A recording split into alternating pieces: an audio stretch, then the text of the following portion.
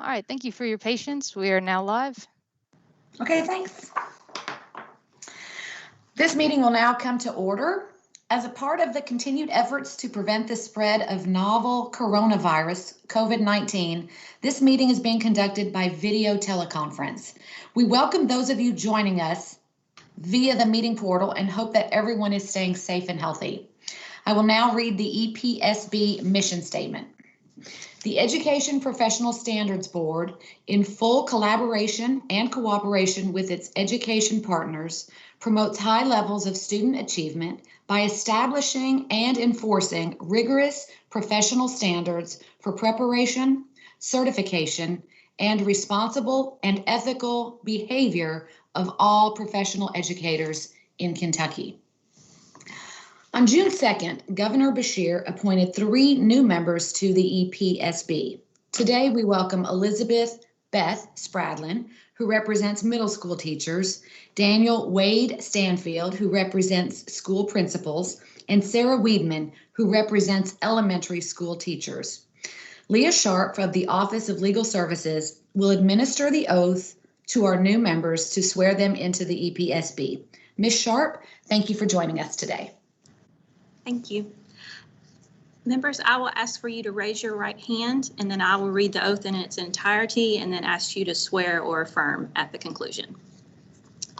I do solemnly swear or affirm, as the case may be, that I will support the Constitution of the United States and the Constitution of this Commonwealth, and be faithful and true to the Commonwealth of Kentucky so long as I continue as citizen thereof, and that I will faithfully execute, to the best of my ability, the office of board member of the Education Professional Standards Board according to law.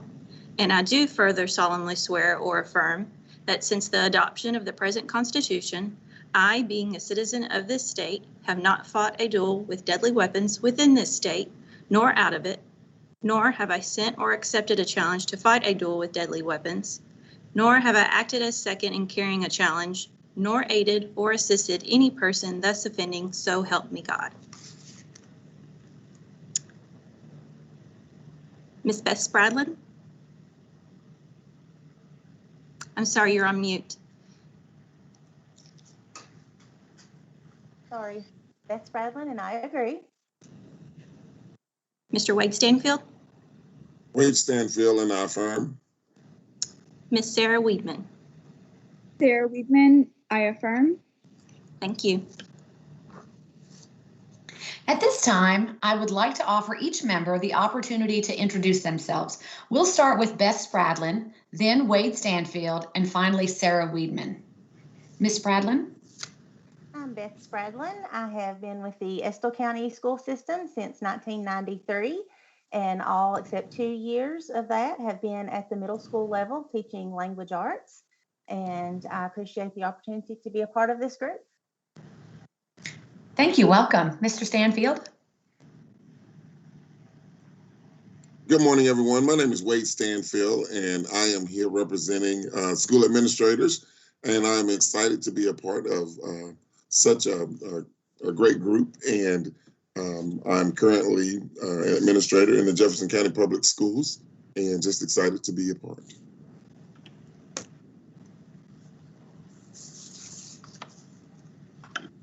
Thank you. And Ms. Weedman?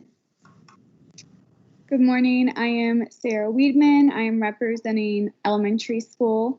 I teach second grade in Jefferson County. This is my 5th year, and I come from a long line of educators, and I am excited to be a part of such a wonderful group of people. So thank you for the opportunity. I'm very honored and look forward to working with you guys.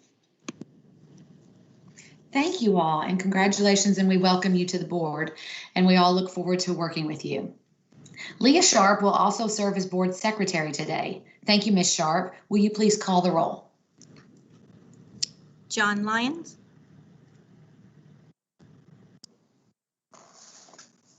John Lyons, present. Kathy Gunn? Kathy Gunn, present. Donna Hedgepath? Donna Hedgepath, present. Tracy Hunt? Tracy Hunt, present. Jacqueline Mayfield? Jacqueline Mayfield, present. Sherry Powers, Sherry Powers, present. Lisa Rosinski, Lisa Rudzinski, present. Carmen Souter, Carmen Souter, present. Beth Spradlin, Beth Spradlin, present. Wade Stanfield, Wade Stanfield, present. Julian Vasquez Heilig, Julian Vasquez Heilig, present. Sarah Weedman. Sarah Weedman, present. We have quorum. Thank you. We will now move to the consent items. The following items are listed on the agenda as consent items. Consent item A, approval of the April 26, 2021 EPSB meeting minutes. And consent item B, University of Kentucky program approval, orientation and mobility specialist. Does anyone wish to remove either of the items from the consent agenda for further discussion?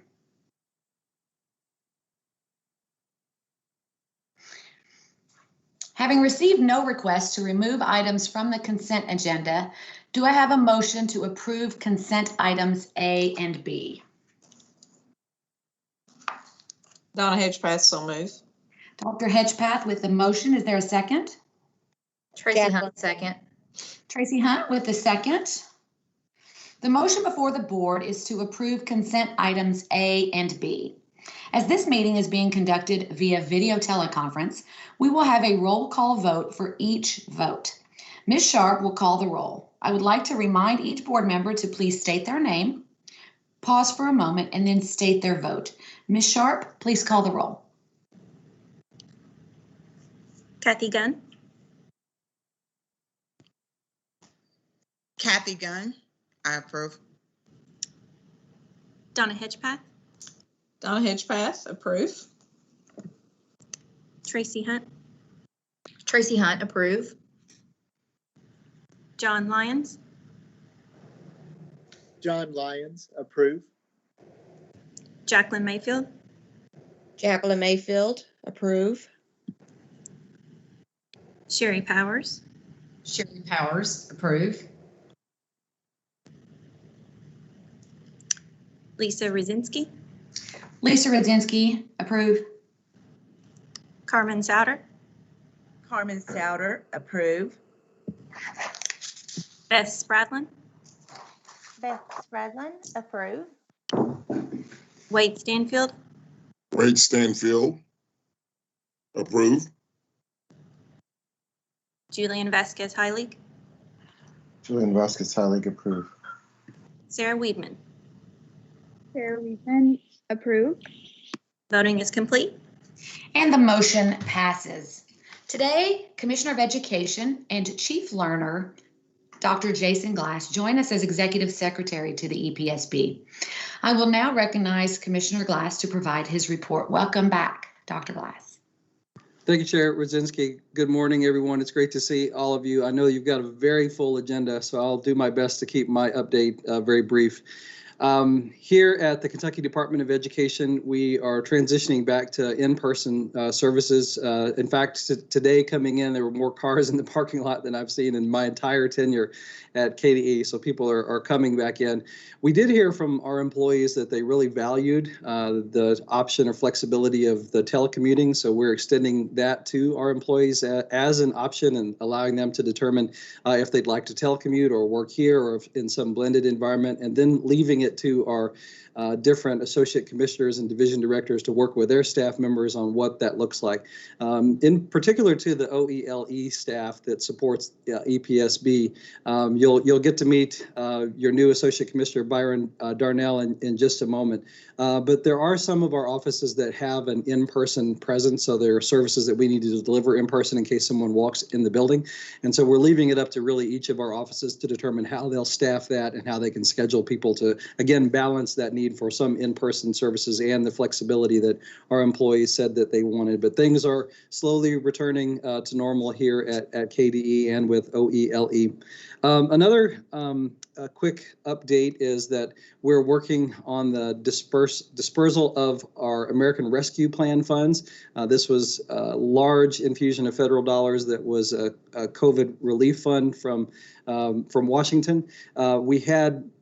We've received about 2/3 of that now, and our districts are working on plans presently on how they will expend those. They'll need to turn those into KDE by July 31st, but really as so long as they meet the qualifying expenses that come with the federal money, the districts are empowered to decide how they want to expend it.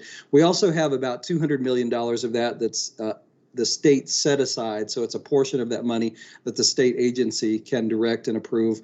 So we've gone through and made some initial allocations around those funds, mostly seeing things through a lens of how can we support programs and efforts that will positively impact every school district in the state and have a multi-region or a statewide impact with a focus on efforts that create deeper, more meaningful, more authentic learning experiences for students. So at a statewide level. So those have been some of our priorities, but most of those funds will be distributed to districts.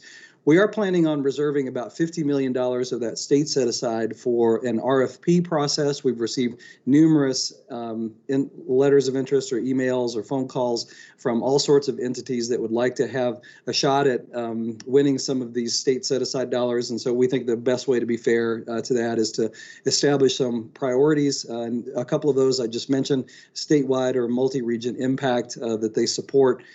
Deeper learning or the capacity for deeper learning within our districts, and that we open that up to any entity that wishes to come forward and put forth a proposal for a part of that $50 million effort. So that's going to be getting underway soon. And another thing that I'll update you on are just our efforts around diversity and inclusion. Of course, Dr. Thomas Woods Tucker, our Chief Equity Officer and the Deputy Commissioner that's over our Office of Teaching and Learning, coordinates that effort. But there's a great deal of our efforts underway around diversity and equity that fall in OELE. Mostly those programs that are under the umbrella of the Kentucky Academy for Equity in Teaching. But our focus when it comes to equity and diversity, one of those areas is on increasing the diversity of the teaching profession. And so that's certainly something that crosses over with the interest and work of the EPSB. Another area of focus is supporting districts and making sure that their curricular materials are culturally affirming, that all of our students can see themselves and see people like them that are in curricular materials, and that we have a full and honest conversation about American history in our classrooms that include the enormous positive contributions that the United States has accomplished and the progress that we've made on difficult issues, and a recognition that we have some areas still to make progress, and we have some checkered elements of our past that we need to honestly confront as well. So a full and honest review of American history is something that we are supporting districts in. And then related to the equity work, part of this is a recognition that our students come to us with diverse and varied backgrounds. And as educators, we have a responsibility to recognize those backgrounds and then take proactive steps to support all of our students toward a positive future, recognizing that they come to us from different places. And so an equity effort is changing resources, changing supports to make sure that all of our students have what we need. So that's a summation of our equity work here at KDE. We're proud of that work and intend to carry it forward with zeal and are excited about that work. I want to bring up now and introduce your new Associate Commissioner, Dr. Byron Darnell. Byron comes to us from Franklin Simpson High School, most recently, where he served as the principal. Byron has an impressive career, including elementary principal, high school principal. He was an English teacher and has worked at the Iowa Department of Education in teacher, raising up the teaching profession, teacher professional development. So I'll let Byron just say a few words words, and then he's going to turn things back to me, and I will bring on John Lyons for the KWEB update. So Byron. I think I'm in view. Good morning. It's a pleasure to be here. I apparently become official at around 10 a.m. when I meet with the IT person who controls my live abilities. So I look forward to getting online today. Just most importantly, extremely humbled and honored to be a part of this work. I look forward to just learning and listening and primarily collaborating to do what's in the best interests, primarily of our students, but also of the teacher workforce, and certainly very proud of all those across this state that enter buildings every day to do what it takes to serve our students, and look forward to do my very best to serving them along with each and every one of you all. So it's fantastic to be here this morning, and I look forward to better conversations in the near future. Thank you all. Thanks, Byron. And now I'll turn things over to John Lyons, who I think is on with us to give the KWEB update. And we'll have to drop off now, but please, Chair Rosinski, let me know if there's any support that you need from me or from KDE. Thanks so much. Thanks, Dr. Glass, and welcome, Dr. Darnell.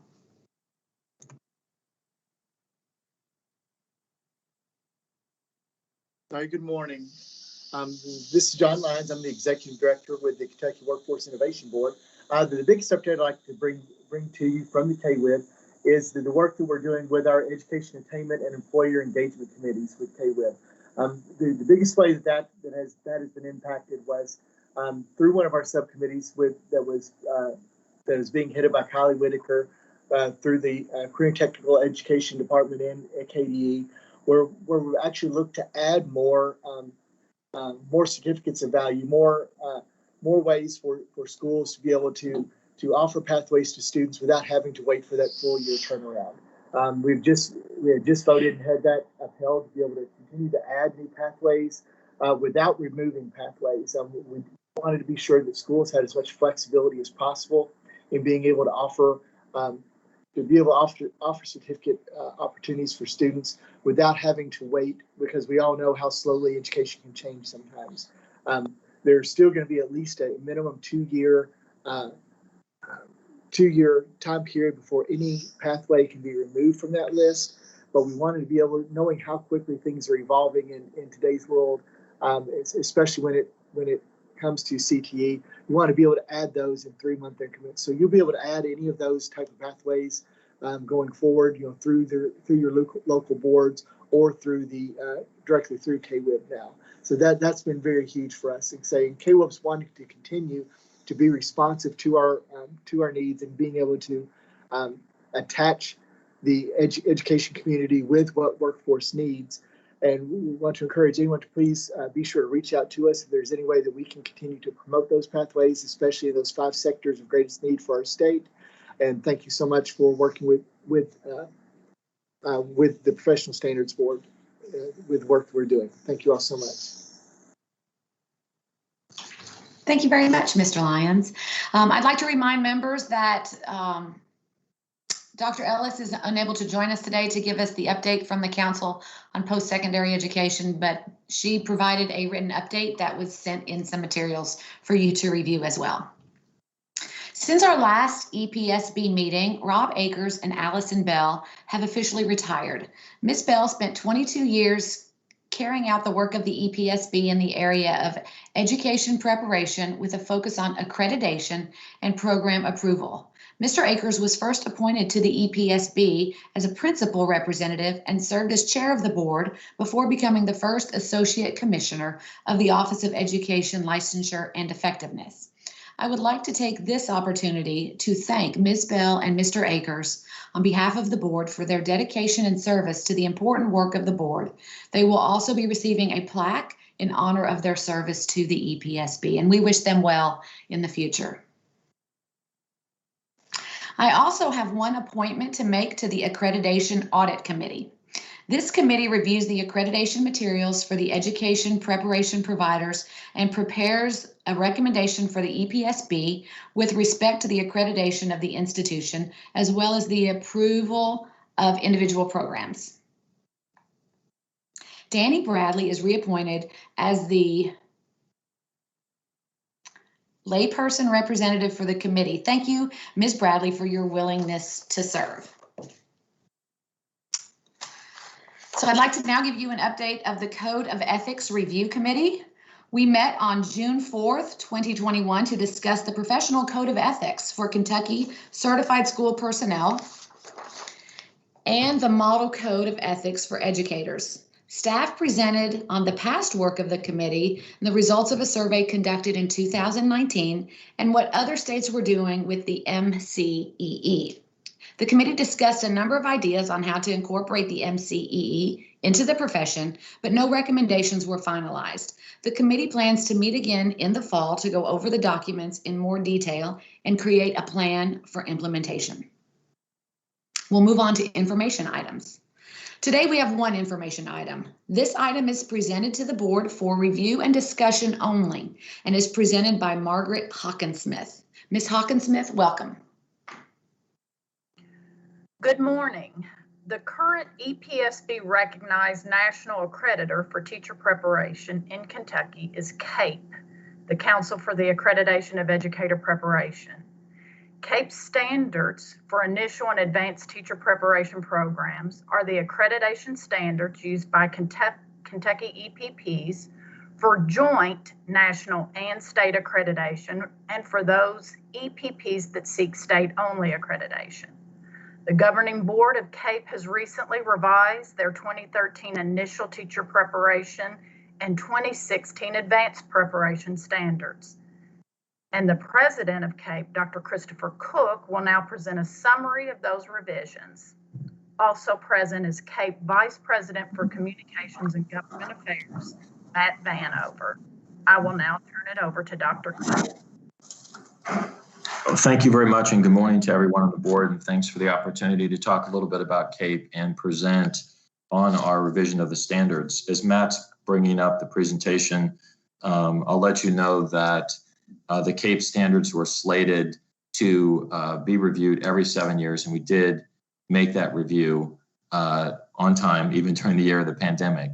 My background is as Commissioner of Illinois. I was Commissioner of the State Geo North there for 8 years, and worked with Dr. Glass when he was Commissioner in Iowa at the time, and came to teacher prep with a passion and having made revisions in Illinois and trying to make sure standards were appropriate, learning standards were appropriate for all students. Next slide, Matt.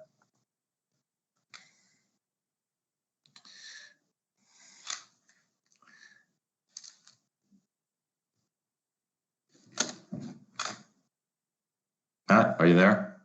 Sorry. I'll just, Matt's working through the PowerPoint. So CHIA was recognized in 2013, and it merged in 2013 with NCATE and TEAC and came about around a single set of standards. And CAPE accreditation is designed to serve two primary purposes. The first being accountability. So accreditation provides an independent assessment of our standards. I should let you know that we also offer reciprocity for the state of Virginia. Virginia recognizes anyone who's gone through CAPE accreditation as also having gone through their own. The other important part and function of accreditation is continuous improvement. And many of the deans and faculty who go through the process tell us that one of the most valuable realizations of accreditation is having a quality assurance system in place or refining or improving that system as they go through.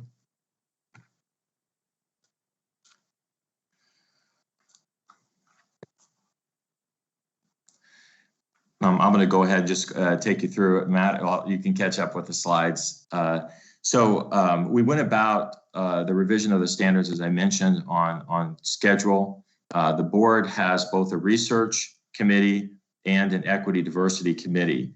Both those committees worked for 2 years in taking data from our first 250 visits and putting them into place for looking at the implementation of data and where were there shortcomings and where were there things that need to be fixed. We had a number of stakeholders involved in the revision of the standards, including states, the general public, P-12 teachers, providers, and a number of external professional groups. I should note that all these groups are also represented on our governing body of our board. The task force charge wasn't to throw all the standards out. They thought that they really did need refining. Two of the things that were looked at based on comments from the research committee and the equity diversity were the cross-cutting themes of equity, diversity, and inclusion and technology. We also are going through U.S. Department of Ed recognition. So we did need to adopt U.S. Department of Ed standards in the process and incorporated those standards as we went through. Also, there was a lot of redundancy that was removed, consolidation and clarity in language that we saw from looking at the implementation, where providers were sometimes confused or felt they needed to duplicate information. We had a public comment period on the standards themselves. The public comment period took into consideration those comments. We said several hundred of them in revising the standards.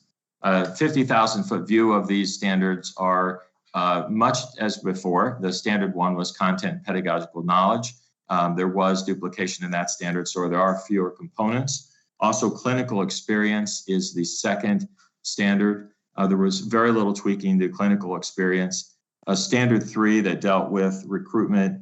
There were standards in the use of assessment data. So assessment data was, we no longer require assessments through standard 3.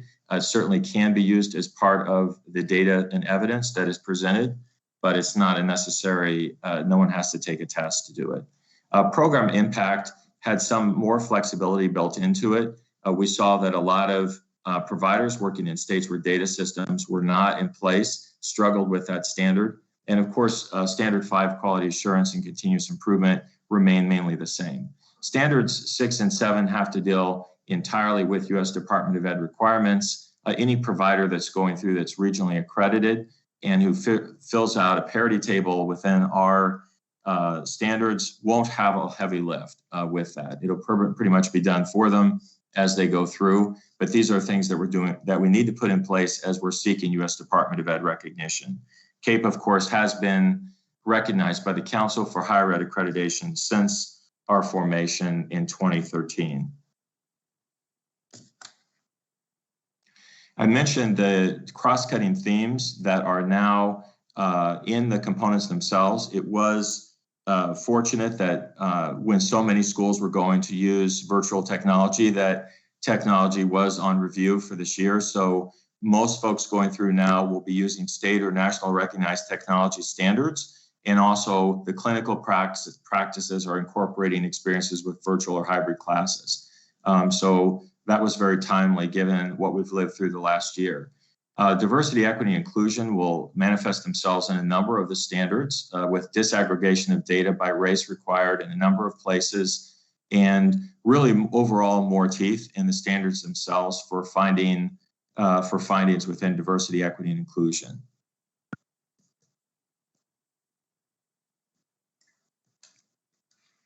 I also just wanted to point out that currently, before we take questions, there are 16 CAPE accredited providers in the state of Kentucky and 8 in CAPE Legacy that we hope to bring through CAPE accreditation.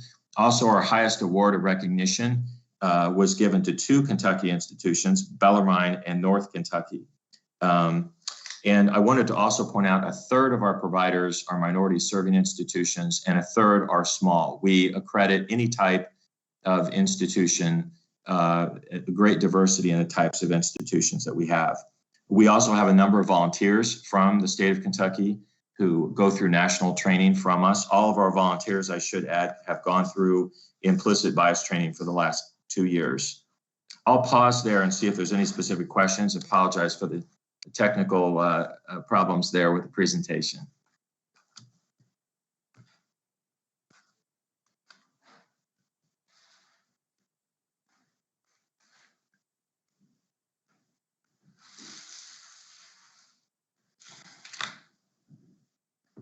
Cassie, any questions or? It looks like we don't have any questions at this time. Okay, very good. If you do have any, please let us know. We're always available. You can always write to us and we're happy to answer any questions you may have. Thanks for the opportunity today. Thank you very much, Ms. Hawkinsmith, and thank you, Dr. Koch, for your presentation. And members, the material is also in the agenda book for review. We will move on now to action items. These are items presented to the board for action and will require a motion and a vote. Action item A is presented by Cassie Trueblood. Ms. Trueblood? Good morning. I have quite a few regulations for you today, but the first three, they were presented to the board at the April meeting for a first reading and are back today for a second reading and potential action. These first three regulations are all a part of the ongoing regulation review, where KRS Chapter 13A requires agencies to review their regulations every 7 years, or the regulation expires. As part of that process, the board is reviewing their regulations in the entirety for compliance with the statutes, the current governing law, and then we'll file a letter with the regulations compiler stating whether you want the regulation to remain in effect as is, or if you planned to amend the regulation. If you file a letter stating that you plan to amend the regulation, you then have 18 months from the date of that letter to file the amendment, or the regulation does expire. For these three regulations, the board previously voted to amend, and those letters were filed with the Legislative Research Commission in February of 2020. So the amended regulation must be filed prior to August 26th. Getting into the actual substance of these regulations, starting with action item A, we have 16 KAR 2180, which is the 1-year conditional certificate. And this administrative regulation establishes the standards and procedures for issuance of that certificate. The proposed amendment removes the reference to an outdated application and updates the grade point average required for issuance of the certificate to align with other certificates and the current certification practices. The amended regulation is included in your agenda book, and staff is asking that you approve this amended regulation so that it can be filed with the Legislative Research Commission. Are there any questions?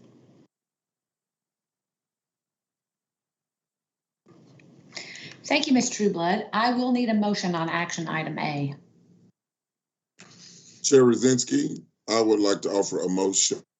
We approve action item A16 KRA 2:180. Motion by Mr. Stanfield. Thank you. Is there a second? Carmen Souter seconds that motion. Ms. Souders with the second. The motion before the board is to approve the amendment to 16 KAR 2:180. Is there any discussion? Hearing none, Ms. Sharp, will you please call the roll? Kathy Gunn, Kathy Gunn, approve. Donna Hedgepath, Donna Hedgepath, approve. Tracy Hunt, Tracy Hunt, approve. John Lyons, John Lyons, approve. Jacqueline Mayfield, Jacqueline Mayfield, approve. Sherry Powers, Sherry Powers, approve. Lisa Rosinski, Lisa Rodzinski, approve. Carmen Souter, Carmen Souter, approve. Beth Spradlin, Beth Spradlin, approve. Wade Stanfield, Wade Stanfield, approve. Julian Vasquez Heilig, Julian Vasquez Heilig, approve. Sarah Weedman. Sarah Weedman, approve. Voting is complete. Thank you, and that motion passes. We will move on to action item B, and it is found on page 54 of the agenda book. Ms. Trueblood? Action item B is 16 KAR 3070. This is the endorsement for individual intellectual assessment. This administrative regulation provides for a program of preparation and certification leading to the certificate endorsement for administering those assessments. This endorsement can only be issued to school counselors. Therefore, the proposed amendment to the regulation updates the renewal and reissuance requirements for the endorsement to align with those requirements for school counselors.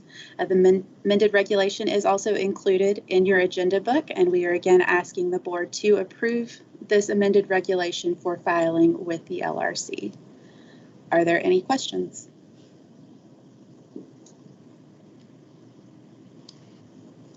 Thank you, Ms. Trueblood. I will need a motion on action item B. Beth Spradlin, make a motion to approve the amendment to 16 KAR 3070. Thank you, Ms. Spradlin. Is there a second? Jacqueline Mayfield, I second. Thank you, Ms. Mayfield. The motion before the board is to approve the amendment to 16 KAR 3:070. Is there any discussion? Hearing none, Ms. Sharp, will you please call the roll? Kathy Gunn, Kathy Gunn, approve. Donna Hedgepath, Donna Hedgepath, approve. Tracy Hunt, Tracy Hunt, approve. John Lyons, John Lyons, approve. Sherry Powers, Sherry Powers, approve. Lisa Rosinski, Lisa Rudzinski, approve. Carmen Souter, Carmen Souter, approve. Beth Spradlin, Beth Spradlin, approve. Wade Stanfield, Wade Stanfield, approve.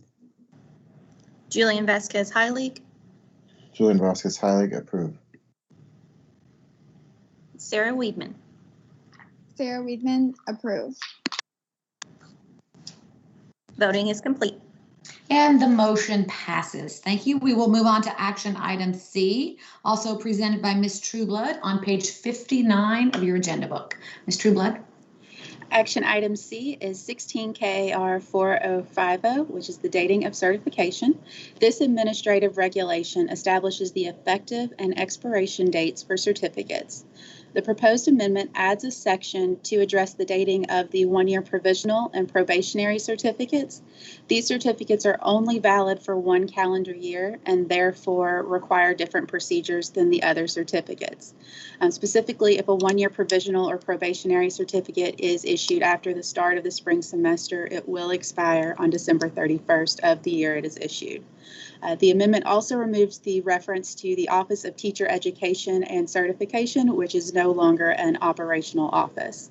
Staff is asking the EPSB to again approve this amended regulation for filing with the Legislative Research Commission. Are there any questions?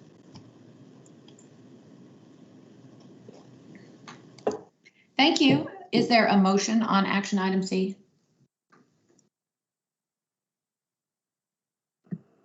Carmen Souter makes the motion to approve.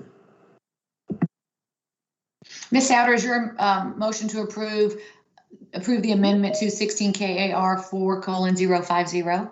Yes, ma'am. Thank you. Is there a second? Donna Hedgepath, I second. Dr. Hedgepath with the second. The motion before the board is to approve the amendment to 16 KAR 4:050. Is there any discussion? Hearing none, Ms. Sharp, will you please call the roll? Kathy Gunn, Kathy Gunn, approve. Donna Hedgepath, Donna Hedgepath, approve. Tracy Hunt, Tracy Hunt, approve. John Lyons, John Lyons, approve. Sherry Powers, Sherry Powers, approve. Lisa Rosinski, Lisa Rudzinski, approve. Carmen Souter, Carmen Souter, approve. Beth Spradlin, Beth Spradlin, approve. Wade Stanfield, Wade Stanfield, approve. Julian Vasquez Heilig, Julian Vasquez Heilig, approve. Sarah Weedman. Sarah Weedman, approve. Voting is complete. Excuse me, I'm sorry. This is Jacqueline Mayfield. My name was not called on action item B or C, in which I do approve on both. I apologize, Ms. Mayfield. No problem. Thank you. I've made note of it as well. We will move on to action item D. We are on page 64 of the agenda book. And this action question, as they present, I'd like to remind the members, we are determining if EPSB should approve the new emergency regulation and ordinary regulation 16 KAR 2:220. Ms. Trueblood.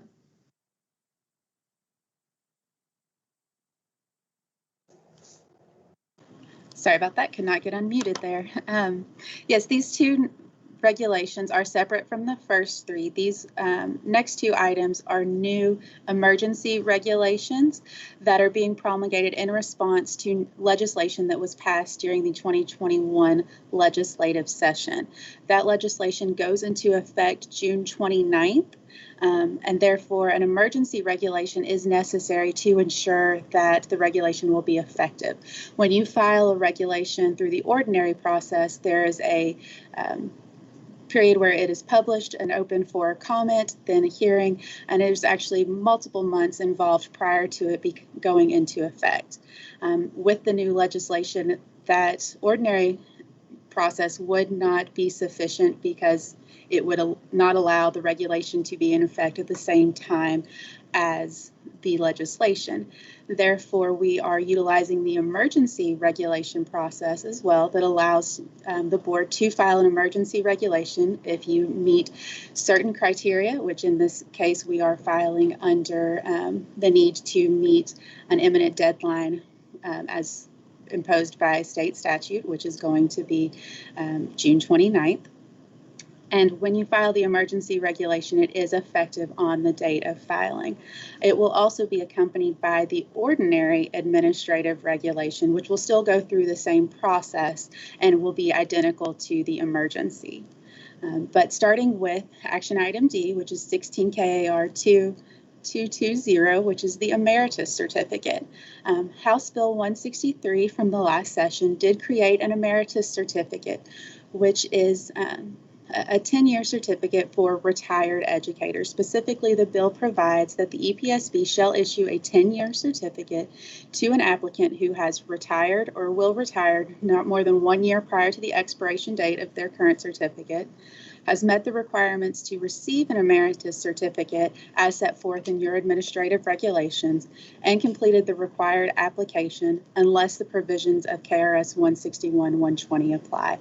Just as a reminder, 161-120 is the statute that allows the board to take action against a certificate or to refuse to issue a certificate for various misconduct. The proposed emergency and administrative regulations are included in your materials. You will see in that it also has the statement of emergency that must be filed, as well as the end pages that go along with that. But this will set forth the requirements for the application for the emeritus certificate, including proof of retirement and a valid certificate at the time of retirement. It also sets a reduced application fee in recognition of the fact that these are retired educators. The fee is reduced to $25 for the application. And it does provide that the certificate is valid for substitute teaching, as well as for employment in the noted certification areas as allowed by the Kentucky Teacher Retirement System. Once an educator is retired, there is a cap on their return to the classroom that does have to be in compliance with the requirements of KTRS. And so staff is asking that the board approve the emergency regulation as well as the ordinary regulation to meet the deadline of this new legislation and set the standards for the emeritus certificate. Are there any questions about the legislation or about the regulation in front of you? Casey, quick question. This is Donna. Yes. Is this by the definition of retirement, they've reached full retirement, or does it apply to someone who retires early or teaches 12 years and leaves the profession? I mean, is that, it may have been in there. I didn't read that. So they do have to actually provide proof from, if they are in state, from Kentucky Teachers Retirement System that they have entered retirement, or if they are an out-of-state educator, they would have to show proof from their state Department of Education or state retirement agency that they have actually entered into retirement. Right. So it can't just be they left the profession. It has to be this official. Okay. Yes. Thank you. Kathy, this is Lisa. I also have a question. If they retire or decide to retire and there may be pending charges, how does that come into play with that certificate? And can we take action as a board on the emeritus certificate if something comes to light maybe after they have left or retired? Yes, so that is included even in the language. The bill drafter, who is actually the legislator that put this forward, the original sponsor was Representative Regina Huff, who is an educator herself, and she had included in the language that the provisions of KRS 161-120 do apply. So these individuals will have to go through character and fitness. Just as with any other application, they would have to answer those questions, and the board can take action, which could include denial of the certificate based on violations of 161-120.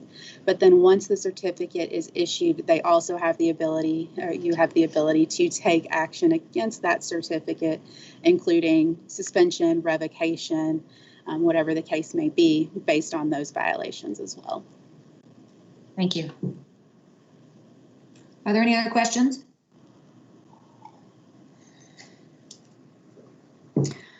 Thank you. There will need to be a motion on action item D.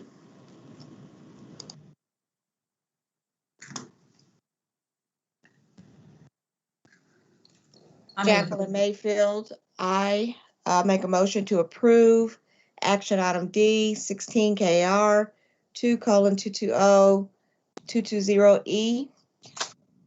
Thank you, Ms. Mayfield. Is there a second? Sherry Powers, second. Dr. Powers with the second. Thank you.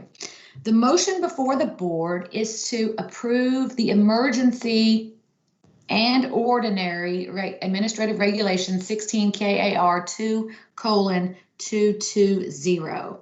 Is there any discussion? Hearing none, Ms. Sharp, please call the roll. Kathy Gunn, Kathy Gunn, approve. Donna Hedgepath, Donna Hedgepath, approve.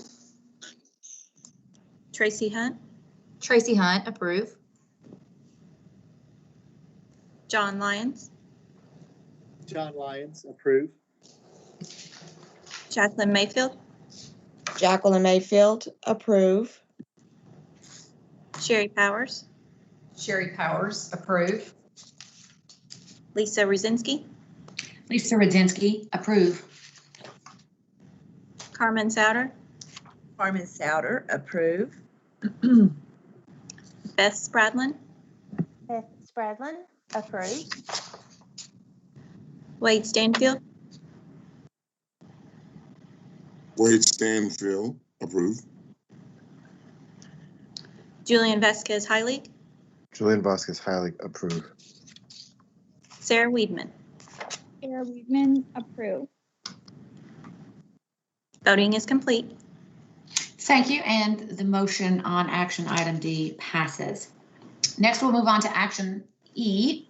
The question before the EPSB for this action item is, should the EPSB approve the new emergency regulation and ordinary regulation for 16 KAR 2:230, and we're on page 75. Ms. Trueblood. Yes, so this is the exception certificate, which was also created by House Bill 163. With this, one example that came to mind for the bill sponsor was thinking of stay-at-home parents and others who have to take a leave of absence from the profession. So those educators who had obtained rank 1 or rank 2, and they have 3 years of classroom teaching instruction, are eligible for a one-time exception certificate. This will allow them to renew, or actually at this point to reissue, their previously expired certificates without having to meet the renewal or reissuance requirements. This is only a one-time exception that is available to them. And the proposed emergency and ordinary regulation, which again, the ordinary regulation does mirror the emergency, they establish the application requirements for issuance of the exception certificate. Most of the requirements for the certificate are contained in statute, but the requirements for the application are in the regulation. And we are again asking the board to approve the emergency and ordinary regulation. Are there any questions about the exception certificate?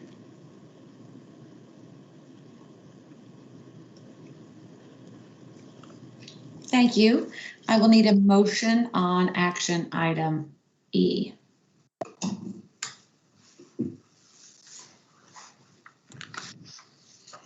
Jacqueline Mayfield. I'll make the motion to approve action item E, 16 KAR 2:230E. Thank you, Ms. Mayfield. Is there a second? Second. Wade Stanfield. Mr. Stanfield with the second. The motion before the board is to approve the emergency and ordinary administrative regulations 16 KAR 2:230E. Is there any discussion? Hearing none, Ms. Sharp, please call the roll. Kathy Gunn, Kathy Gunn, approve. Donna Hedgepath, Donna Hedgepath, approve. Tracy Hunt, Tracy Hunt, approve. John Lyons, John Lyons, approve. Jacqueline Mayfield, Jacqueline Mayfield, approve. Sherry Powers, Sherry Powers, approve. Lisa Ruzinski, Lisa Rudzinski, approve. Carmen Souter, Carmen Souter, approve. Beth Spradlin, Beth Spradlin, approve. Wade Stanfield, Wade Stanfield, approve. Julian Vasquez Heilig, Julian Vasquez Heilig, approve. Sarah Weedman. Sarah Weedman, approve. Voting is complete. Thank you, and the motion on action item E passes. Next, we have action item F. It will be presented by Ms. Sharon Salzman. We're on page 85 of the agenda book, and the action question is, should the EPSB approve the amendments to 16 KAR 6:010? Ms. Salzman, thanks for joining us. Sure, thank you. The proposed amendment would update 16 KAR 6:010 to reflect the new Praxis 2 assessments that were developed by ETS. Some of the assessments currently listed in the regulation will be discontinued in August of 2021. So we will have to approve or do something with some of these tests because they will no longer be available. The revised tests, we have a few revised tests, and then we have some brand new tests that we currently don't have tests for these areas. The revised tests are the middle school math, the middle school science, mathematics, reading specialist, teaching reading K-12, and the education of young children, which replaces the IECE test. The brand new tests are Japanese world language, music, instrumental and general knowledge, and music, vocal and general knowledge. Currently for the music, we have music content and analysis, and that covers both those being certified for instrumental and vocal, but we currently have some folks who only want to be certified instrumental or who only want to be certified vocal. So ETS has split those two tests up as well, but we will still keep music content analysis for those who want to be certified in both areas.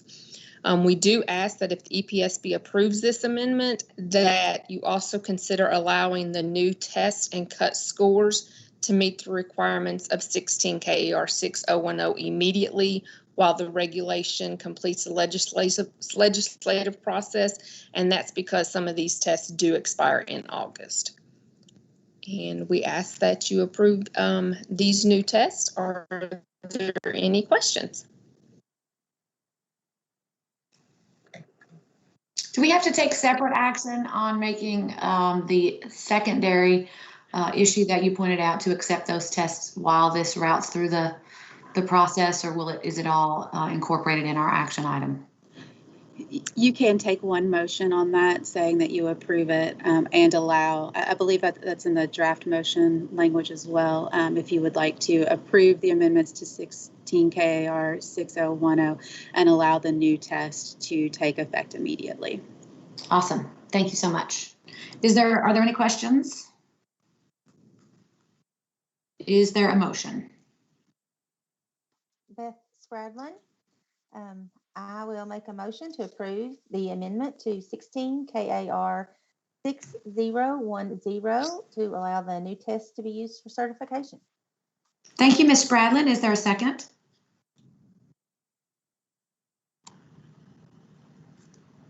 Tracy Hunt, I second. Ms. Hunt with the second. Thank you. The motion before the board is to approve the amendment to 16 KAR 6:010 and allow the new test to be used for certification. Is there any discussion? Hearing none, Ms. Sharp, please call the roll. Kathy Gunn, Kathy Gunn, approve. Donna Hedgepath, Donna Hedgepath, approve. Tracy Hunt, Tracy Hunt, approve. John Lyons, John Lyons, approve. Jacqueline Mayfield, Jacqueline Mayfield, approve. Sherry Powers, Sherry Powers, approve. Lisa Rosinski, Lisa Rudzinski, approve. Carmen Souter, Carmen Souter, approve. Beth Spradlin, Beth Spradlin, approve. Wade Stanfield, Wade Stanfield, approve. Julian Vasquez Heilig, Julian Vasquez Heilig, approve. Sarah Weedman. Sarah Weedman, approve. Voting is complete. Thank you, and the motion on action item F passes. Next, we will move on to action item G. It's found on page 97 of the agenda book, and the action question the board is considering is, should the EPSB approve the amendments to 16 KAR 5:010? And we will be hearing from Ms. Hawkinsmith. Thank you. The initial revisions to 16 KAR 5010, the regulation that governs accreditation and program approval for Kentucky educator preparation providers, came before the board at the December 2020 meeting. Since that time, CAPE has updated its standards and 2 additional revisions have been made. I will briefly highlight the 4 main original revisions once again, as they are markable shifts, and then highlight the 2 additional revisions made since December. 1, the revised regulation puts into place the recognition of the CAPE standards as the standards that are to be used for those EPPs that pursue state-only accreditation. The board had to previously waive the regulation reference due to the old NCATE standards. 2, historically, the EPSB has recognized 1 national accreditor of teacher preparation, NCATE prior to 2013, and since 2013, KWEB. The revised regulation proposes that other national accreditors could be recognized by the EPSB if their application is approved by the board. The application requirements are spelled out in the revised regulation. We are aware of one other national accreditor of teacher preparation that was recently approved by the Council for Higher Education Accreditation, or CHIA. 3.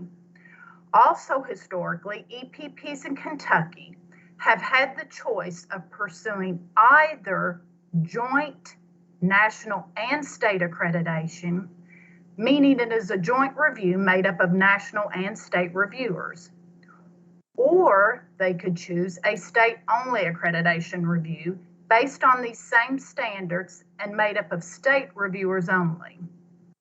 In a joint review, the national accreditor makes a decision on the EPP's national accreditation, and after that decision process, the EPSB makes a decision on their state accreditation, both based on the same set of standards. The proposed revision will no longer require an EPP seeking national accreditation to concurrently pursue state accreditation. The national accreditation process is rigorous, and the vast majority of the time, the state ruling mirrors the national decision. Additionally, the revised regulation includes a new state process that does address the issue of continuing operation in the event that a Kentucky EPP's national accreditation is revoked. Of course, we would hope that that would never have to be used by a Kentucky EPP. And of course, the EPP could still choose a state-only accreditation option. 4, relating to the program review section of the regulation, the 7-year cyclical continuing program review process leading up to an accreditation visit has been revised. Instead of an EPP submitting all elements and aspects of each of their programs, for which there is some redundancy related to the accreditation documentation they submit, as well as information provided to other regulatory entities, the submittals would focus on 4 areas. Programmatic changes that have occurred since their last continuing program review. 2, summary analysis based on program assessment data, identifying strengths and areas for improvement. Continuous improvement plans linked to the summary data analysis, EPP data and institutional data. And 4, demonstration of compliance with regulatory requirements. There would not be changes to the program review submittal requirements as it relates to new programs submitted by an EPP. When new programs are submitted, they will be required to provide all elements that have been provided in the past. Again, these changes apply to the 7-year continuing program approval process that precedes the accreditation review. Now on to the newly added revision since December. Up to now, I have been talking about or referring to programmatic accreditation related to teacher preparation programs. Now I'm going to mention a proposed revision relating to institutional accreditation that a college or university holds for which its EPP is a program. Under our current regulation, an EPP approved by the EPSB to offer teacher certification programs, their institution must hold regional accreditation from an accreditor recognized by the U.S. Department of Education. In Kentucky, that's SACS, the Southern Association of Colleges and Schools. The proposed revision would allow for an institution to be regionally or nationally accredited by an accreditor recognized by the U.S. Department of Education, and they would be referred to as institutional accreditors. In the past, the U.S. Department of Education, for business purposes, referred to one or the other. Now they refer, for their business, they refer to both regional and national accreditors as institutional accreditors. Also, there was a recent statutory change related to EPSB's KRS 161.028 related to this matter, and this revision would support that as well. And lastly, the board appointed accreditation audit committee's recommendation to the board for continuing accreditation are currently aligned with the NCATE's decision rules. The revision now similarly aligns with CAPE's accreditation decisions. The 3 decision options for this board for continuing accreditation for an EPP are accreditation, accreditation with conditions, or accreditation with probation. Specifically, the decision option of accreditation with conditions currently allows for 1 or more accreditation standards to not be met and specifies follow-up reporting conditions that must be submitted for review. In the revised regulation, the accreditation with conditions option requires all standards be met, but specifies follow-up reporting to be submitted addressing the identified issues within 2 years. This concludes my summary. Are there any questions? Ms. Hawkins, I have a quick question. This is Donna Hedgepath. Yes. Thanks. That was very clear. I appreciate your summary. Now, if an institution is being visited by CAPE, for example, normally they would have state folks join on that visit. Will the state folks still be present for those reaffirmation or crediting visits that they do with CAPE or another group? Yes, that will be established through the partnership agreement with CAPE and any future accreditor of teacher preparation. The plan is to at least have 1 state team member, and then there will continue to be an EPSB consultant on the visit as well, so that they can have that state context. Thank you.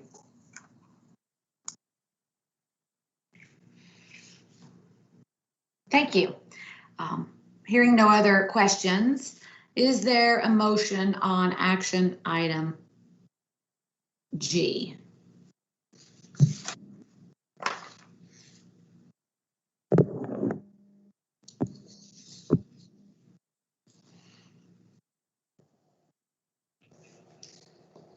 Jacqueline Mayfield. I move to approve action item G, 16 KAR 5:010. Thank you, Ms. Mayfield. Is there a second?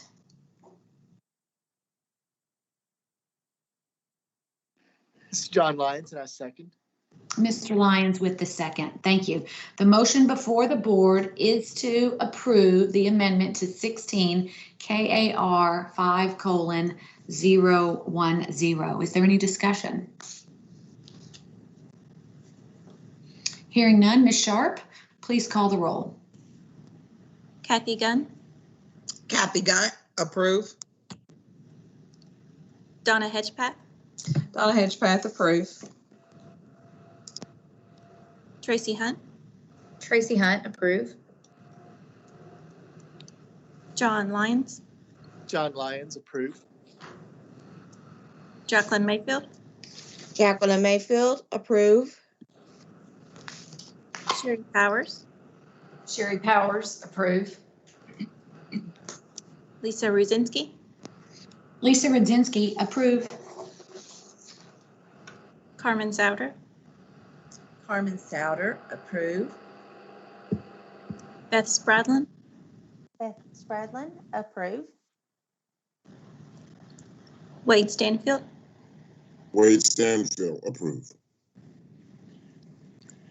Julian Vasquez Heilig, Julian Vasquez Heilig, approve. Sarah Weedman, Sarah Weedman, approve. voting is complete. Thank you, and the motion on action item G passes. Next, we have action item H. It is found on page 156 of the agenda book, and the question before the board is, should the board waive the requirements of 16 KAR 5:020, section 1(3)B for all graduate level initial certification programs except for the option 7 program? And I believe Ms. Hawkins-Smith will be presenting on that as well. The board at its April 2021 meeting approved revisions to 16 KAR 5020. This is the regulation governing the admissions to teacher preparation programs in Kentucky. One significant revision that the board approved in this regulation no longer requires applicants to initial graduate level teacher preparation programs to take a general knowledge admissions assessment. These assessment requirements are either the Praxis Case Test or the GRE. Since applicants to those programs already must have completed a bachelor's degree, it is assumed that they already have the general knowledge needed to complete an initial certification program at the master's degree level. Since that revised regulation is currently moving through the legislative review process and has an anticipated effective date of November 2021, the board is being asked to waive the current requirement of the admissions general knowledge assessment for initial graduate programs for the fall 2021 semester. This will make admissions requirements for initial graduate programs consistent for the entire academic year of 2021-22. It should be noted that this assessment requirement waiver, as well as the revision to 16 KAR 5020, does not apply to applicants of an option 7 program. That is a specific alternative route with admissions requirements set forth in statute.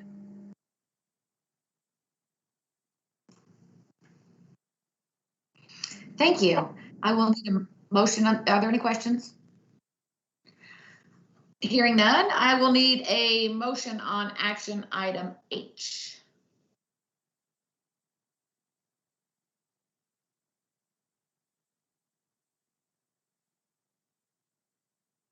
Chair Rosinski, I'd like to make a motion that we approve the request to waive admission testing requirements for graduate level initial certification program, except for option 7 program. Thank you, Mr. Stanfield. Is there a second? Jacqueline Mayfield, I second. Ms. Mayfield with the second. The motion before the board is to approve the waiver of admission testing requirements for graduate level initial certification programs, except option 7. Is there any discussion? Hearing none, Ms. Sharp, please call the roll. Kathy Gunn, Kathy Gunn, approve. Donna Hedgepath, Donna Hedgepath, approve. Tracy Hunt, Tracy Hunt, approve. John Lyons, John Lyons, approve. Jacqueline Mayfield, Jacqueline Mayfield, I approve. Sherry Powers, Sherry Powers, approve. Lisa Rosinski, Lisa Rodzinski, approve. Carmen Souter, Souter, approve. Beth Spradlin, Beth Spradlin, approve. Wade Stanfield, Wade Stanfield, approve. Julian Vasquez Heilig, Julian Vasquez Heilig, approve. Sarah Weedman. Sarah Weedman, approve. Voting is complete. Thank you, and the motion on action item H passes. Next, we have action item I. It is found on page 158 of the agenda book, and the action question before the board is, should the EPSB approve 2.5 years of qualified teaching experience to meet the requirements of certification renewal? And we have Crystal Horde with us today to present on that. Ms. Horde, welcome. Thank you very much. This action item is a a waiver of 4060 that requires teachers to have 3 years of qualified teaching experience within their 5-year renewal cycle in order to qualify for renewal. However, due to the pandemic and the closure of schools, many teachers weren't able to get the number of sub days that they needed during the fall of 2021 because several school districts had not fully opened due to the decreased need for substitute teachers. We are asking the board to approve this waiver to allow teachers who have 2.5 years of experience to be able to renew.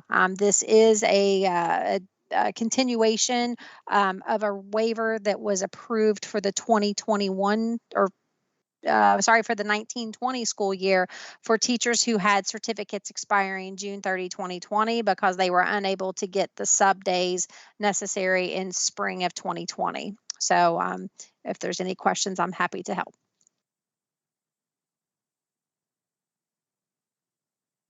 Thank you. Is there a motion on action item I?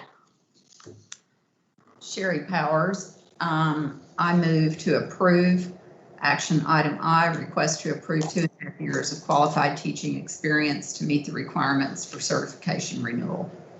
Thank you, Dr. Powers. With the motion, is there a second? Wait, Stan. Okay, I heard 2 people, but I couldn't tell who either of them were. Beth Spradlin. Beth Spradlin with the second. Thank you. So the motion before the board is to approve 2.5 years of qualified teaching experience to meet the requirements for certification renewal for the 2020-2021 school year. I believe that's correct. Ms. Hoare, am I correct on that school year that we're approving that for? Yes, well, it would be for certificates that are expiring June 30, 2021, and if they have 2.5 years of experience by the time their certificate expires as of this June 30. So it allows them to count a half year of experience for the 2021 school year. Thank you. Is there any discussion? Hearing none, Ms. Sharp, will you please call the roll? Kathy Gunn, Kathy Gunn, approve. Donna Hedgepath, Donna Hedgepath, approve. Tracy Hunt, Tracy Hunt, approve. John Lyons, John Lyons, approve. Jacqueline Mayfield, Jacqueline Mayfield, approve. Sherry Powers, Sherry Powers, approve. Lisa Rosinski, Lisa Rudzinski, approve. Carmen Souter, Carmen Souter, approve. Beth Spradlin, Beth Spradlin, approve. Wade Stanfield,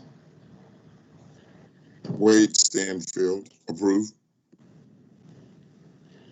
Julian Vasquez Heilig, Julian Vasquez Heilig, approve. Sarah Wiedemann. Sarah Wiedemann, approve. Voting is complete. And action item I passes. Moving on to our last action item, item J on page 160.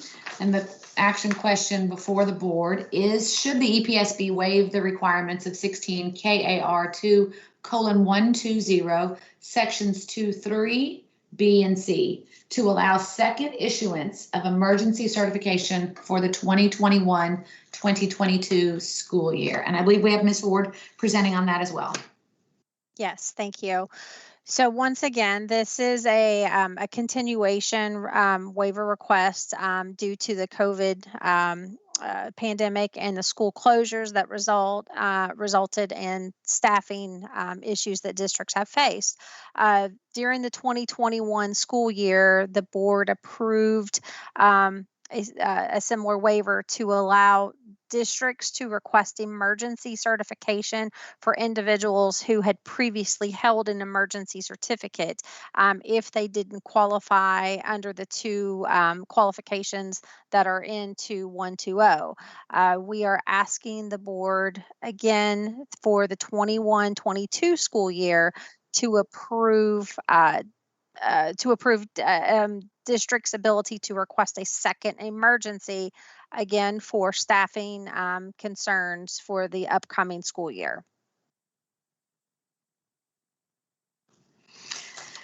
Thank you. Is there a motion on action item J?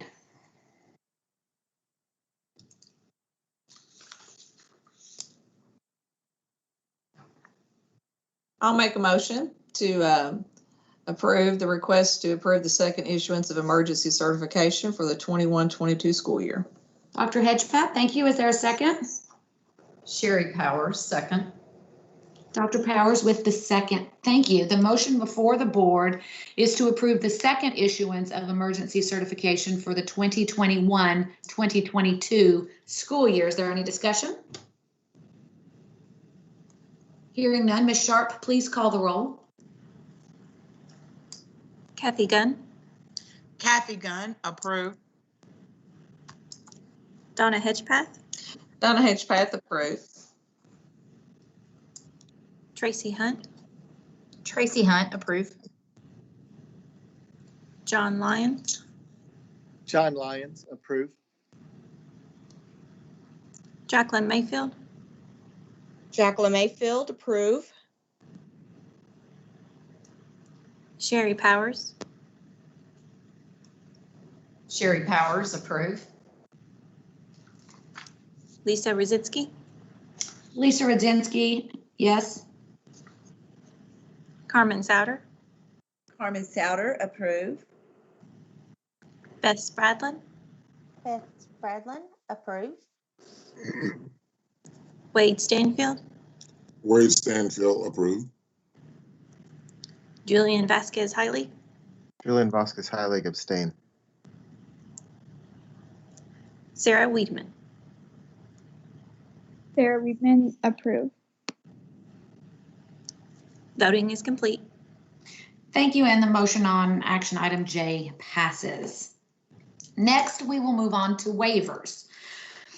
KRS 161.028 subsection 1R provides that the board has the authority to waive its administrative regulations when a request is submitted by an applicant for certification, a post-secondary institution, or a superintendent of a local school district. When requesting a waiver, the requesting party must submit to the board a written request along with appropriate justification for the waiver. EPSB staff has reviewed the waivers with the EPSB's waiver committee during an open meeting held immediately prior to this meeting, and the waiver committee has formulated recommendations. Kathy Jackson, Margaret Hawkinsmith, and Crystal Ward will present the waiver requests to the full board, and the waiver committee chair, Dr. Sherry Powers, will present the committee's recommendations for final action. We will start with waiver A presented by Kathy Jackson, and we're on page 161 of the agenda. Ms. Jackson? Thank you. Good morning. The first waiver, A, is to waive 16 KAR 5040, section 2.2. It's a request to waive the 200 clock hours of field experience due to district closures. The existing policy states that prior to admission to student teaching, each teacher candidate must complete a minimum of 200 clock hours of field experiences in a variety of settings. District closures due to COVID-19 have made it impossible for some teacher candidates to complete the required 200 field hours before the close of spring 2021 higher education academic semester. District closures are out of the control of teacher candidates and EPPs. However, both have made good faith efforts to complete as many hours as possible during the spring 2021 semester. The following educator preparation programs have submitted waivers and a letter of support from their administration: Alice Lloyd College, Georgetown College, Kentucky State University, Northern Kentucky University, Union College, and University of the Cumberlands. Do you have any questions?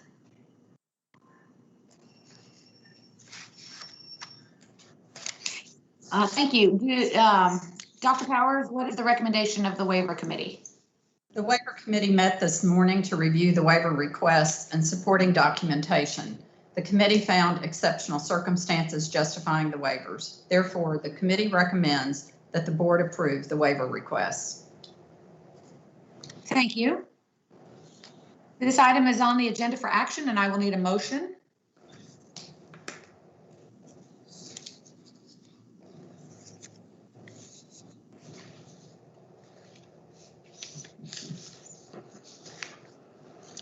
I make a motion that we approve the waiver committee's recommendation. Kathy Gunn with the motion. Mr. Stanfield, I heard you. Do you want a second? I'll second.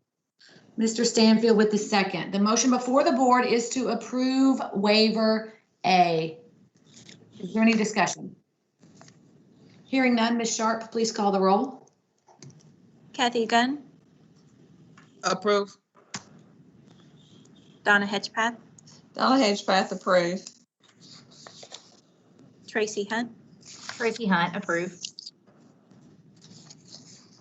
John Lyons, John Lyons, approve. Jacqueline Mayfield, Jacqueline Mayfield, approve. Sherry Powers, Sherry Powers, approve. Lisa Rudzinski, Lisa Rudzinski, approve. Carmen Souter, Carmen Souter, approve. Beth Spradlin, Beth Spradlin, approve. Wade Stanfield, Wade Stanfield, approve. Julian Vasquez Heilig, Julian Vasquez Heilig, approve. Sarah Weedman. Sarah Weedman, approve. Voting is complete. Thank you, and the motion on waiver A passes. Next, we have waiver B. We're on page 185. Ms. Jackson? Yes, waiver B is a request to waive the elementary student teaching placement. It's 16 KAR 5040, section 5D1. This regulation states that candidates pursuing a primary through grade 12 certification shall have their student teaching balance between an elementary school placement and a middle or high school placement. The county in which Morehead State University is requesting that waiver for an elementary placement be waived for K through 12 art major Kaylee Thornsberry. The county in which she is completing her student teaching, Rowan County, does not have a qualified elementary art placement for Morehead student Kaylee. Every effort has been made to find an elementary placement in the county, but there is not one available. The elementary teachers have expressed overwhelming difficulty of teaching so many students in a virtual environment and unavailability as reasons for not being able to support and mentor Kaylee during her clinical practice placement. Due to the circumstances listed on the waiver request and board approval, we wish for Kaylee to be placed in both a middle school and a high school setting for the student teaching experience this fall. Are there any questions? Thank you. Does the waiver committee have a recommendation, Dr. Powers? Yes, the waiver committee reviewed the waiver request submitted by Morehead State University. The committee found exceptional circumstances justifying the waiver. Therefore, the committee recommends that the board approve the waiver request. Thank you. Do I have a motion? I'd like to offer a motion for approval of waiver B. Thank you, Mr. Stanfield. Is there a second? Jacqueline Mayfield, second. Ms. Mayfield with the second. Thank you. The motion before the board is to approve waiver B. Is there any discussion? Hearing none, Ms. Sharp, please call the roll. Kathy Gunn, Kathy Gunn, approve. Donna Hedgepath, Donna Hedgepath, approve. Tracy Hunt, Tracy Hunt, approve. John Lyons, John Lyons, approve. Jacqueline Mayfield, Jacqueline Mayfield, approve. Sherry Powers, Sherry Powers, approve. Lisa Rosinski, Lisa Rosinski, approve. Carmen Souter, Carmen Souter, approve. Beth Spradlin, Beth Spradlin, approve. Wade Stanfield, Wade Stanfield, approve. Julian Vasquez Heilig, Julian Vasquez Heilig, approve. Sarah Weedman. Sarah Weedman, approve. Voting is complete. Thank you, and the motion on waiver B passes. We will now move on to waiver C. We're on page 191 of the agenda book. And Ms. Jackson. Yes, Morehead State has issued another request for a waiver of that same regulation for the elementary student teaching placement for their art major, K through 12, Virginia Vance. That states that if they have a K through 12 certification, they must place their student teaching between an elementary school and a middle and a high school. So the county in which she is going to be student teaching does not have an elementary placement available for her. Due to these circumstances listed on the waiver request and the board approval, we wish for Virginia to be placed in both a middle school and a high school setting for her student teaching experience this fall. Are there any questions?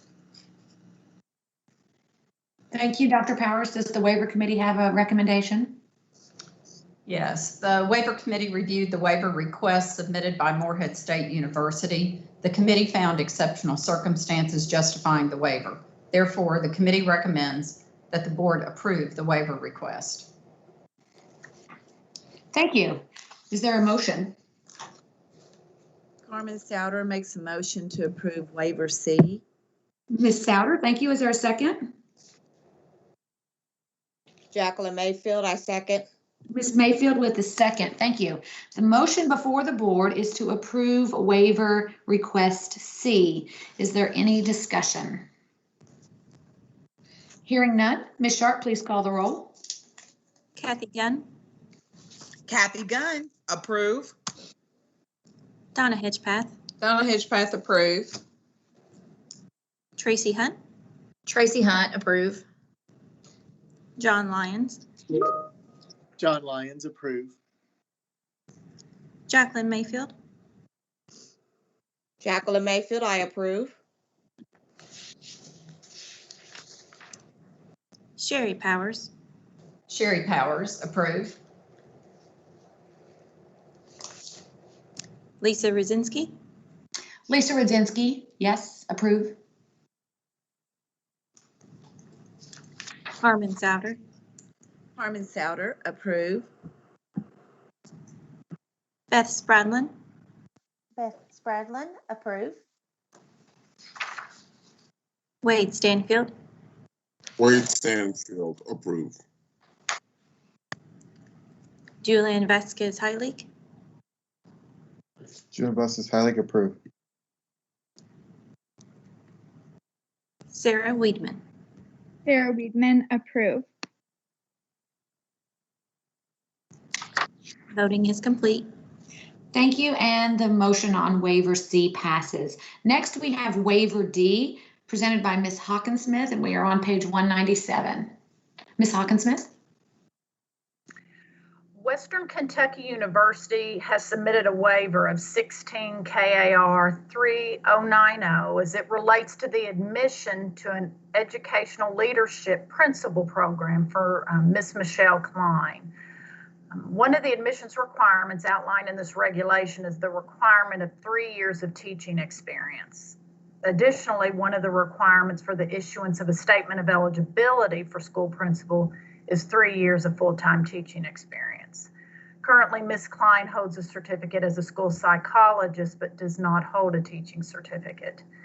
Western Kentucky University's waiver request highlights Ms. Klein's 4 years of experience as a dean of students at Christ the King Parochial School, experiences as a school psychologist, gifted coordinator, and district MTSS/data analysis coordinator, and an overall 20+ years of involvement in public and private schools. Western Kentucky University further mentions the unique opportunities Ms. Klein has had in working with teachers and principals for effective practices, problem solving, and using data to make informed decisions about instruction for school improvement. Her other accomplishments are documented in the staff note and supporting documentation. During the waiver committee meeting this morning, there was a question related to the waiver documents, which mentioned that her role in the parochial school required her to use her development in gifted education to teach middle school gifted curriculum. The committee members asked if the educator taught adults who teach middle school or if she taught to students in a gifted program. The answer to that question was not clarified in the documents submitted. At the conclusion of the waiver committee meeting this morning, staff received an email from the educator stating that she also taught gifted and talented curriculum to students. Thank you. Dr. Powers, does the waiver committee have a recommendation? The waiver committee received the waiver request, or reviewed the waiver request and submitting documentation submitted by Western Kentucky University. The committee recommends that the board defer consideration of the waiver for additional information regarding the applicant's instructional experience with students.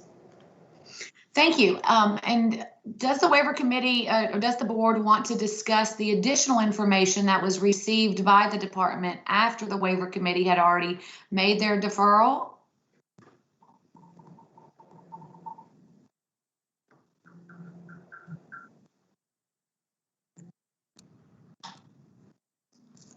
Is the piece of information that Ms. Hawkins-Smith just provided what the committee was waiting for, Dr. Powers, or was there a little bit more concern before voting on this? Yes, I believe it addresses the question that surfaced about whether this individual had been teaching students, P-12 students, or if we're really working more in, with adults, preparing adults to teach. So that was answered, that she had worked with P-12 students. Question? Mr. Stanfield? Yeah, the information that was received after the waiver committee made their decision, did that information come from WKU or was that information received from the applicant? It was received from the applicant. Okay. If I could, I personally, as a member of the waiver committee, would still like additional information. Just because as a school psychologist, you're going to work with students, but are you working with small groups? Are you working with entire classes of 20 to 30 students? So I still would like more information about her direct involvement with the size and I mean, because it's just a very different animal teaching a classroom versus small group intervention or small group instruction if you haven't taught a full classroom. And to lead a school of teachers that have to do that and you haven't had that experience, it could be very challenging.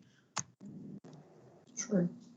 And I think even though we didn't necessarily in the waiver committee ask how many years this individual had taught students, I think that would be important information as well. And thank you. Are there any other questions?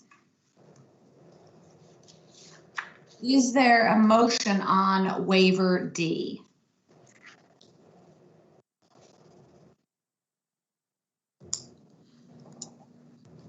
So I make a motion to defer the vote for waiver D. Is that the language I need to use? This is Donna Hedgepath. Dr. Hedgepath, the motion that you have made is to defer consideration of waiver D. Yes. Is there a second? I second. Ms. Kathy Gunn, was that you? Thank you very much, Ms. Gunn. The motion before the board is to defer consideration of waiver D. Is there any discussion? Hearing none, Ms. Sharp, please call the roll. Kathy Gunn.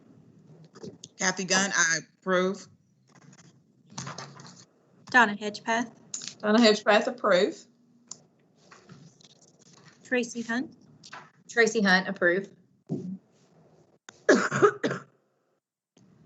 John Lyons, John Lyons, approve.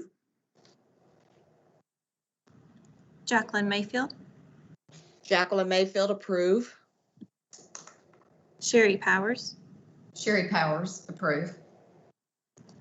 Lisa Rosinski, Lisa Rudinsky, approve.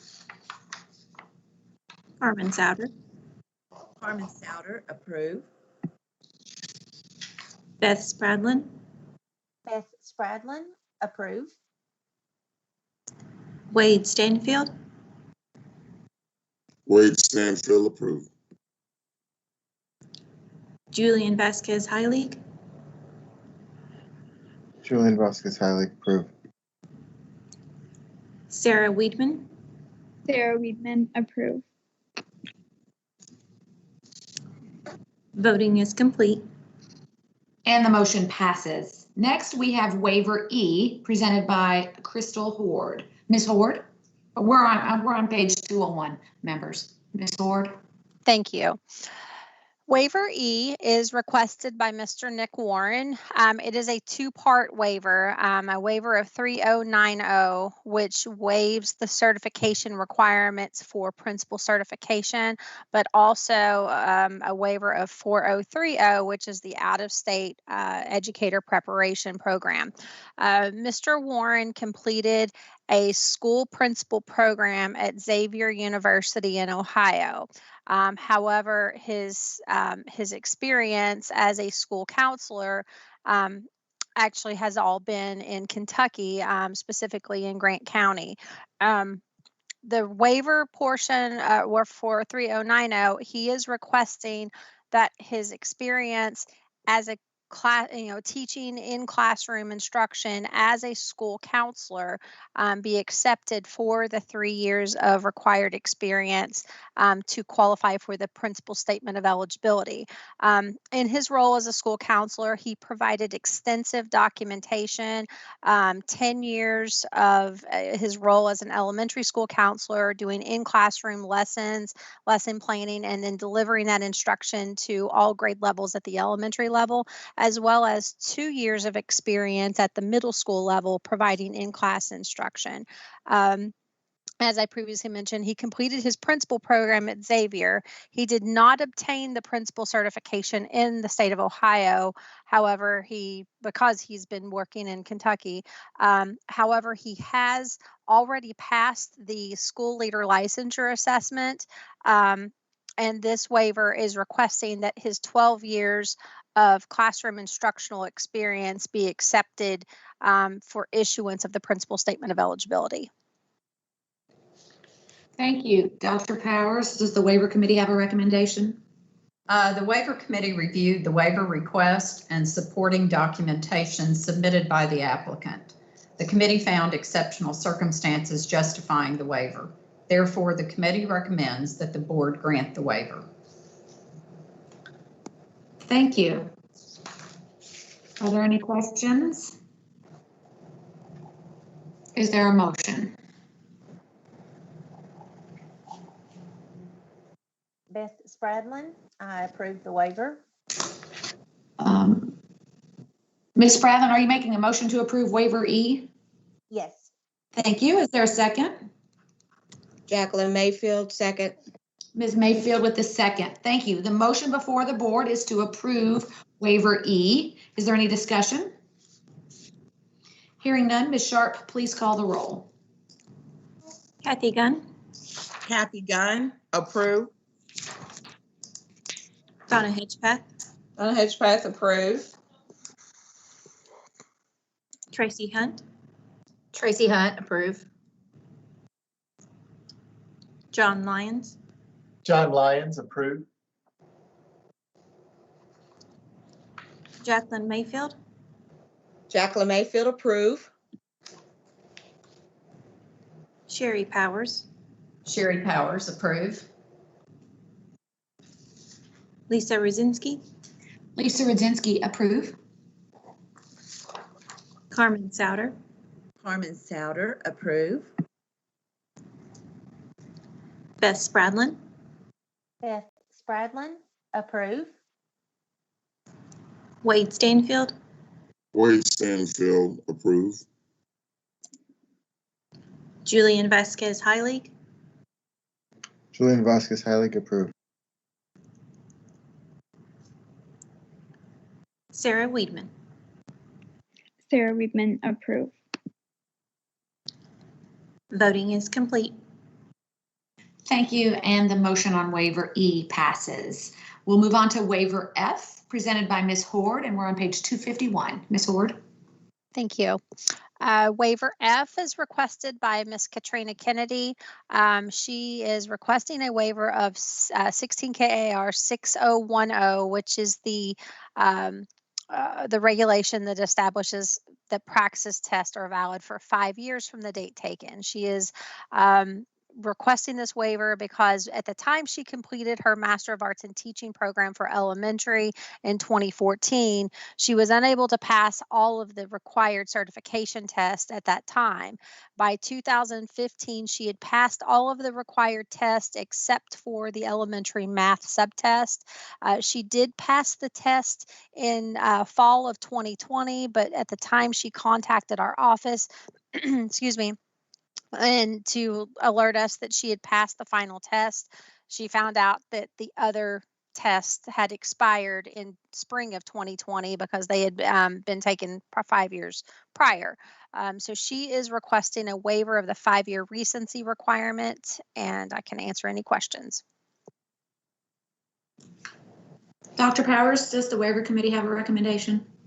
The waiver committee reviewed the waiver request submitted by the applicant, and the committee found exceptional circumstances justifying the waiver. Therefore, the committee recommends that the board grant the waiver.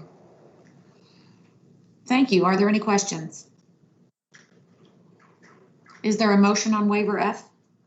Carmen Souter makes a motion to approve waiver F. Ms. Souter with the motion, is there a second? Wade Stanfield, second. Mr. Stanfield with the second. The motion before the board is to approve waiver F. Is there any discussion? Hearing none, Ms. Sharp, will you please call the roll? Kathy Gunn, Kathy Gunn, approve. Donna Hedgepath, Donna Hedgepath, approve. Tracy Hunt, Tracy Hunt, approve.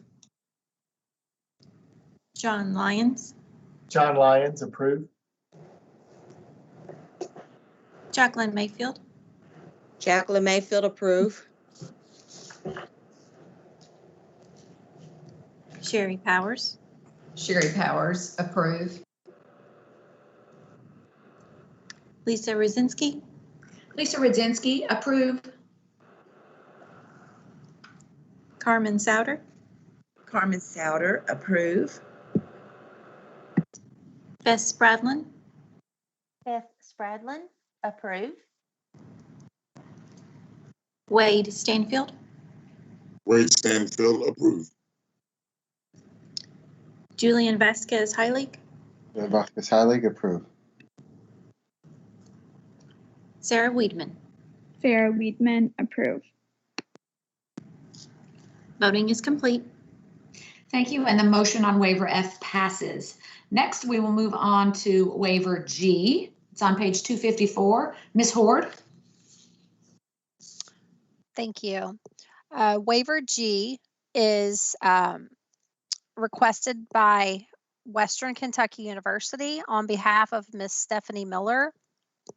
Ms. Miller had completed a dual certification program with Western, and at the time that she completed the program, she had passed the required assessments for middle school math, but she had not passed the content assessment for the middle school social studies part of her dual certification program. At that time, Western had a policy that they required their candidates to pass all tests for dual certification before recommending an individual for certification. Western no longer has this policy, and now they would like to recommend the individual for the middle school math portion of her certification. However, her tests are beyond the 5-year mark, but they are requesting the waiver based on the fact that Educational Testing Service does maintain valid test scores for reporting purposes for up to 10 years. Thank you. Dr. Powers, does the waiver committee have a recommendation? The waiver committee reviewed the waiver request and supporting documentation submitted by Western Kentucky University. The committee found exceptional circumstances justifying the waiver. Therefore, the committee recommends that the board grant the waiver. Thank you. Is there a motion?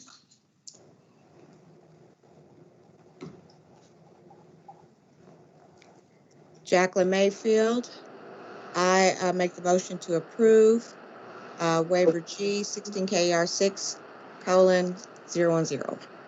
Thank you, Ms. Mayfield. Is there a second? Wade Stanfield, second. Mr. Stanfield with the second. The motion before the board is to approve waiver G 16KAR6:010. Is there any discussion? Hearing none. Ms. Sharp, will you please call the roll? Kathy Gunn, Kathy Gunn, approve. Donna Hedgepath, Donna Hedgepath, approve. Tracy Hunt, Tracy Hunt, approve. John Lyons, John Lyons, approve. Jacqueline Mayfield, Jacqueline Mayfield, approve. Sherry Powers, Sherry Powers, approve. Lisa Rosinski, Lisa Rudzinski, approve. Carmen Souter, Carmen Souter, approve. Beth Spradlin, Beth Spradlin, approve. Wade Stanfield, Wade Stanfield, approve. Julian Vasquez Heilig, Julian Vasquez Heilig, approve. Sarah Weedman. Sarah Weedman, approve. Voting is complete. Thank you. And the motion on waiver G passes. Moving on to waiver H, page 261, Ms. Horde. Waiver H is also a waiver of 6010, requesting to waive the 5-year test recency requirement. This one is also requested by Western Kentucky University on behalf of program candidate or program completer Caitlin McFarling. Ms. McFarling completed the bachelor's program for elementary certification in 2015. She took and passed, or she took all of the required assessments for the elementary certification. The only test that she did not pass at that time was the social studies subtest. She just recently passed the social studies subtest in spring of 21. And contacted Western about getting the certification, only to find out that the other test had expired in 2020. So WKU is requesting a waiver of the 5-year test recency requirement based on the fact that ETS does report scores for 10 years. Thank you, Dr. Powers. Does the waiver committee have a recommendation? The waiver committee reviewed the waiver request and supporting documentation submitted by Western Kentucky University. The committee found exceptional circumstances justifying the waiver, and therefore the committee recommends that the board grant the waiver. Thank you. Are there any questions? Is there a motion on waiver H? Carmen Souter makes a motion to approve waiver H. Ms. Souter with the motion. Is there a second? Jacqueline Mayfield, second. Ms. Mayfield with the second. Thank you. The motion before the board is to approve waiver H. Is there any discussion? Hearing none, Ms. Sharp, please call the roll. Kathy Gunn, Kathy Gunn, approve. Donna Hedgepath, Donna Hedgepath, approve. Tracy Hunt, Tracy Hunt, approve. John Lyons, John Lyons, approve. Jacqueline Mayfield, Jacqueline Mayfield, approve. Sherry Powers, Sherry Powers, approve. Lisa Rosinski, Lisa Rosinski, approve. Carmen Souter, Carmen Souter, approve. Beth Spradlin, Beth Spradlin, approve. Wade Stanfield, Wade Stanfield, approve. Julian Vasquez Heilig, Julian Vasquez Heilig, approve. Sarah Weedman. Sarah Weedman, approve. Voting is complete. Thank you, and the motion on waiver H passes. Next, we have waiver I. Ms. Horde, we're on page 266, members. Ms. Horde. Thank you. Waiver I is our final waiver of 6010. This is requested by Miss Brenda Thomas. Miss Thomas completed a second master's program resulting in LBD certification through Campbellsville University in 2015. However, she was not teaching in that area, and when the recommendation was made by the university, she was recommended for the rank change, however, not the certification, although we did have her test scores on file at the time. It did not occur to her that it wasn't on there since she wasn't teaching in that area, that, it didn't occur that it was not listed on her certificate. However, now that she noticed that the LBD certification was not included on her certificate and she contacted our office, the test score had expired in 2020. Campbellsville did submit an amended recommendation with the LBD certification, and Ms. Thomas now is asking the board to waive the 5-year requirement on the LBD test score. Thank you, Dr. Powers. Does the waiver committee have a recommendation? The waiver committee reviewed the waiver request submitted by the applicant. The committee found exceptional circumstances justifying the waiver. Therefore, the committee recommends that the board grant the waiver. Thank you. Is there a motion on waiver I? I'd make a motion that we approve waiver I. Wade Mr. Stanfield. Mr. Stanfield, thank you. Is there a second? Jacqueline Mayfield, second. Ms. Mayfield with the second. Thank you. The motion before the board is to approve waiver I. Is there any discussion? Hearing none. Ms. Sharp, will you please call the roll? Kathy Gunn, Kathy Gunn, approve. Donna Hedgepath, Donna Hedgepath, I recuse. Tracy Hunt, Tracy Hunt, approve. John Lyons, John Lyons, approve. Jacqueline Mayfield, Jacqueline Mayfield, approve. Sherry Powers, Sherry Powers, approve. Lisa Rosinski, Lisa Rosinski, approve. Carmen Souter, Carmen Souter, approve. Beth Spradlin, Beth Spradlin, approve. Wade Stanfield, Wade Stanfield, approve. Julian Vasquez Heilig, Julian Vasquez Heilig, approve. Sarah Weedman. Sarah Weedman, approve. Voting is complete. Thank you. And the motion on waiver I passes. Last, we have waiver J on page 269. Ms. Horde. Thank you. Our final waiver today is a waiver of 16 KAR 8010 requested by Miss Laura Kurt. She is a secondary math teacher with a rank 2. She previously had started coursework and completed 24 credit hours towards a master's in business administration.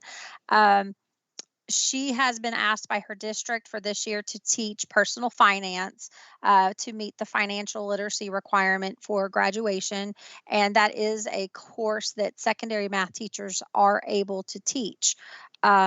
She is asking, well, actually, she's already enrolled in a proficiency evaluation program to add business certification, but she's asking the board to go ahead and approve the MBA coursework towards her rank 1 that would give her 60 hours so that she can apply for the rank change before the September 15th rank change deadline, because she will not have her business education certification requirements completed until December of 2021.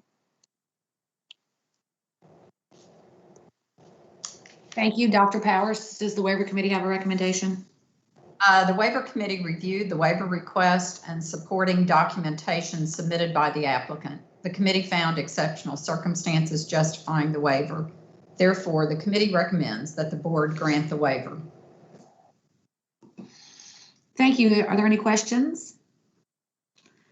Is there a motion on waiver J? Carmen Souter makes a motion to approve waiver J. Thank you, Ms. Souter. Is there a second? Second, Wade Stanfield. Mr. Stanfield with the second. The motion before the board is to approve waiver J. Is there any discussion? Hearing none, Ms. Sharp, please call the roll. Kathy Gunn, Kathy Gunn, approve. Donna Hedgepath, Donna Hedgepath, approve. Tracy Hunt, Tracy Hunt, approve. John Lyons, John Lyons, approve. Jacqueline Mayfield, Jacqueline Mayfield, approve. Sherry Powers, Sherry Powers, approve. Lisa Ruzinski, Lisa Rudzinski, approve. Carmen Souter, Carmen Souter, approve. Beth Spradlin, Beth Spradlin, approve. Wade Stanfield, Wade Stanfield, approve. Julian Vasquez Heilig, Julian Vasquez Heilig, approve. Sarah Weedman. Sarah Weedman, approve. Voting is complete. Thank you, and the motion on waiver J passes. Next, we will move on to alternative route to certification applications. These applicants are pursuing the option 1 exceptional work experience route to certification. This is one of the alternative routes established by the legislature in KRS 161.048.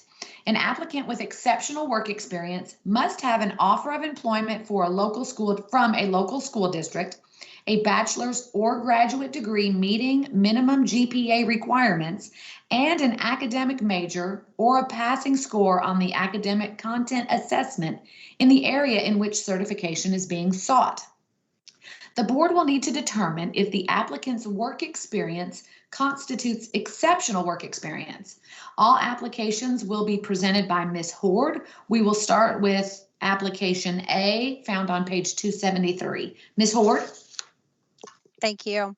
The first application for exceptional work experience is for Micah Gehring. She has an offer of employment with Lexington Christian Academy as a K-12 music teacher. She has 17 years of work experience in the field of music, and she did have a bachelor's in music performance, as well as a master's of music education. However, it was not for teacher certification. She has created, directed, managed concerts. She's a proprietor of her own music studio, providing voice, piano, and acting lessons. She's also been the education manager for several years with the Lexington Philharmonic. As I mentioned, she had over 17 years of experience in the field, and all requirements were met. Since she did have a degree in the area of music, she was not required to pass the assessment, and all requirements met or all portfolio documents met the requirements under 161.048. I'm happy to answer any questions. Thank you. Is there a motion on application A? Donna Hedgepath, I make a motion to approve A. Thank you, Dr. Hedgepath. Is there a second? Beth Spradlin, second. Ms. Spradlin with the second. The motion before the board is to approve alternate route to certification application A. Is there any discussion? Hearing none, Ms. Sharp, please call the roll. Kathy Gunn, Kathy Gunn, approve. Donna Hedgepath, Donna Hedgepath, approve. Tracy Hunt, Tracy Hunt, approve. John Lyons, John Lyons, approve. Jacqueline Mayfield, Jacqueline Mayfield, approve. Sherry Powers, Sherry Powers, approve. Lisa Rosinski, Lisa Rodzinski, approve. Carmen Souter, Carmen Souter, approve. Beth Spradlin, Beth Spradlin, approve. Wade Stanfield, Wade Stanfield, approve. Julian Vasquez Heilig, Julian Vasquez Heilig, recuse. Sarah Weedman. Sarah Weidman, approve. Voting is complete. Thank you. And the motion on application A passes. Next, we have application B on page 328. Ms. Ward.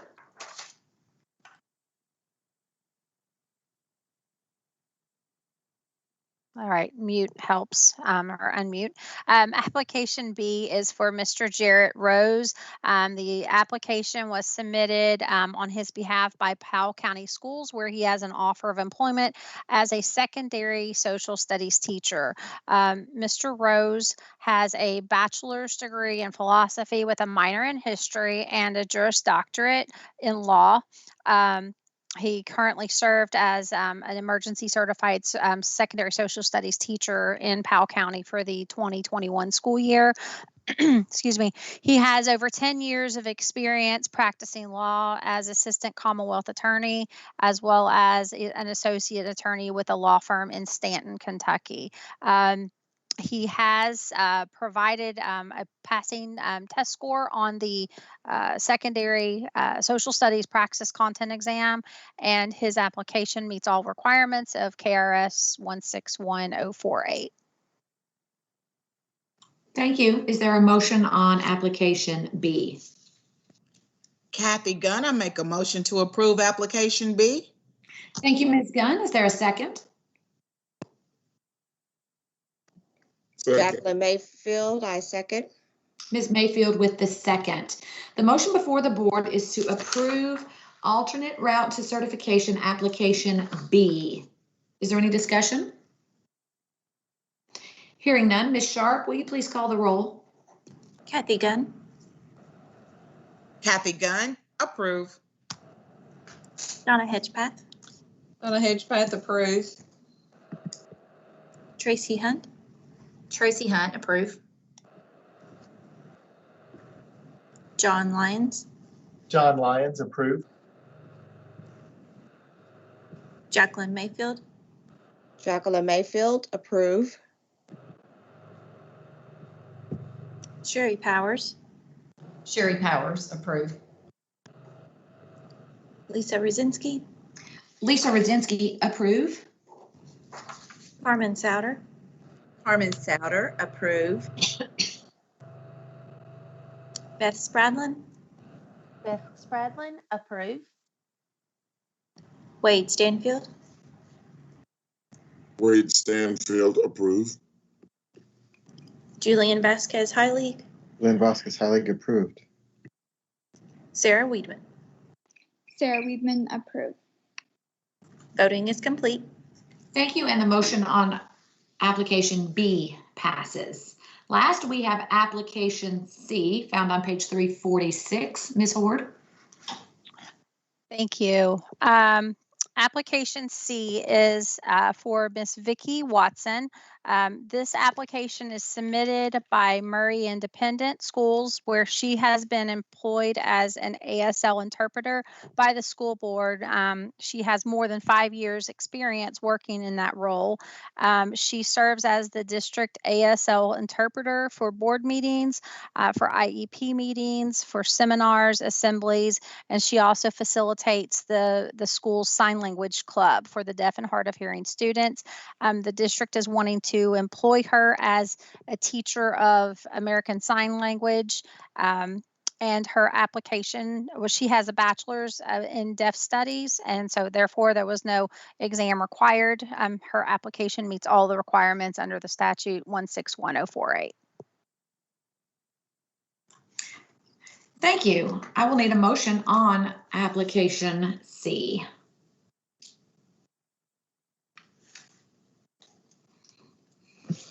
Carmen Souter makes a motion to approve application C. Thank you, Ms. Souter. Is there a second?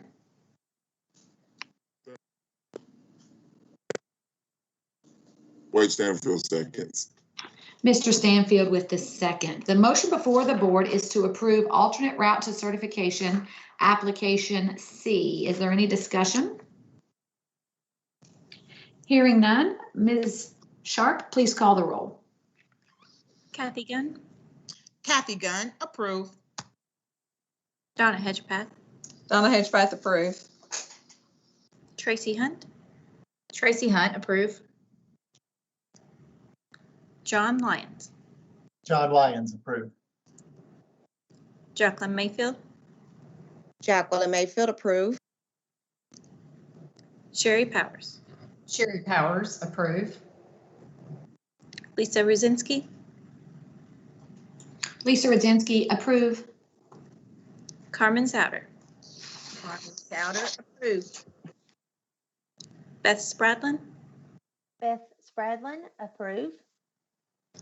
Wade Stanfield, Wade Stanfield, approve.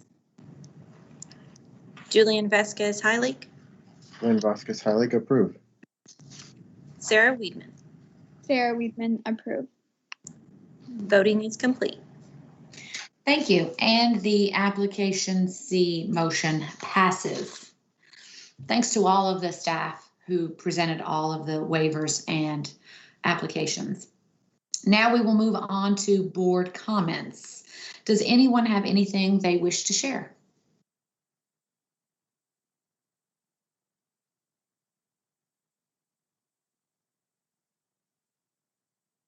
Okay, I don't hear anyone wishing to speak. So at this time, I believe we are ready to go into closed session pursuant to KRS 61.810 subsection 1C and J to conduct a character and fitness review and to review potential actions relating to complaints and reports. The board will also review pending litigation. And at this time, I will need a motion to go into closed session. Donna Hedgepath, I make a motion to go into closed session. Thank you, Dr. Hedgepath. Is there a second? Jacqueline Mayfield, second. Ms. Mayfield with the second. The motion now before the board is a motion to go into closed session. Is there any discussion? Hearing none, Ms. Sharp, please call the roll. Kathy Gunn, Kathy Gunn, approve. Donna Hedgepath, Donna Hedgepath, approve. Tracy Hunt, Tracy Hunt, approve. John Lyons, John Lyons, approve. Jacqueline Mayfield, Jacqueline Mayfield, approve. Lisa Rosinski, Lisa Rodzinski, approve. Carmen Souter, Carmen Souter, approve. Beth Spradlin, Beth Spradlin, approve. Wade Stanfield,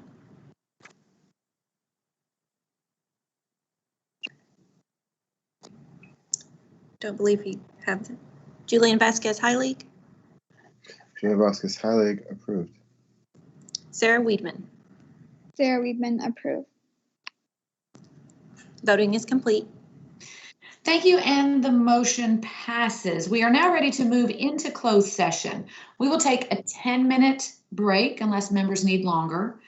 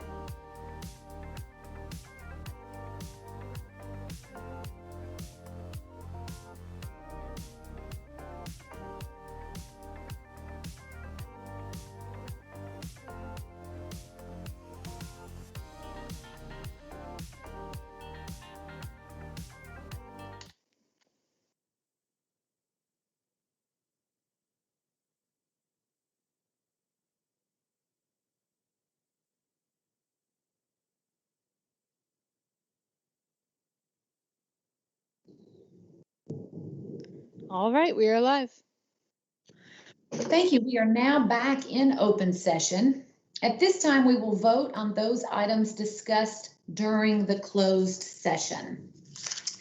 Character and fitness, numbers 1, 2, and 3, approve. 4, deny. 5 through 10, approve. 11, approve with conditions. 12 through 17, approve. Moving on to the CA4 online character and fitness.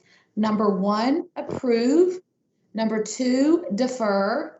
Number 3, deny. Numbers 4 through 6, approve. Next, we have agreed orders.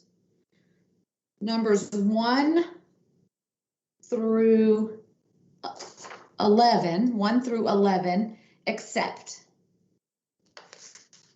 Moving on to findings of fact, conclusions of law, recommended order, and appeal rights. Number 1, findings of fact, reject. Conclusions of law, reject. Recommended order, reject. And further,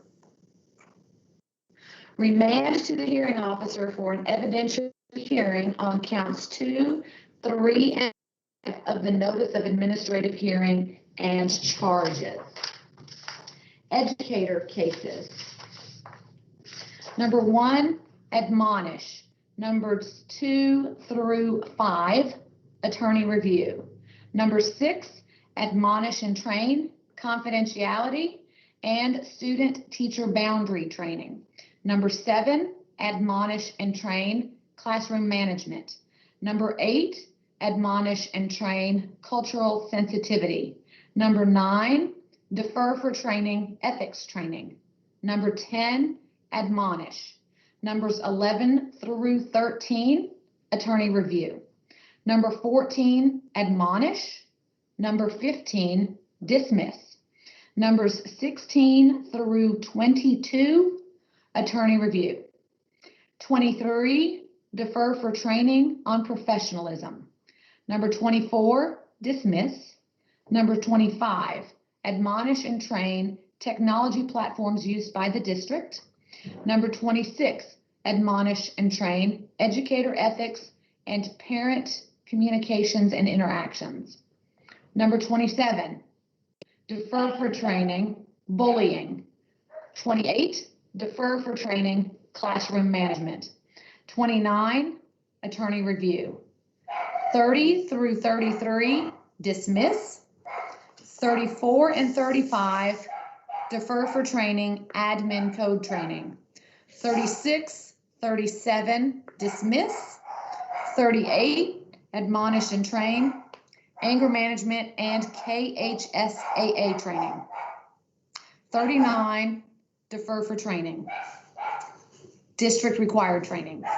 40, attorney review. 41, attorney review. 42, dismiss. 43, admonish and train, OEA required training. 44, dismiss. 45, defer for training, OEA required training. 46, admonish and train, hiring and certification. 47, dismiss. 48, defer for training, Kentucky certification and hiring process. 49, defer for training, Red Book and ethics training. 50, defer for training, Red Book. 51, attorney review. 52 through 54, refer to a hearing. 55, no further action. 56 through 60, defer until September 15th, 2021. 61, dismiss. 62 through 69, defer until September 15th, 2021. 70, dismiss. 71 through 74, defer until September 15, 2021. 75 through 92, dismiss. At this point, we will need to vote. Ms. Sharp, will you please call the roll? Kathy Gunn, Kathy Gunn, agree on all. Tracy Hunt, Tracy Hunt, I agree on all with the exception of agreed order number 8. I need to recuse myself. And educator case number 10, I need to recuse myself. thank you. John Lyons, John Lyons, agree on all. Jacqueline Mayfield, Jacqueline Mayfield, agree on all.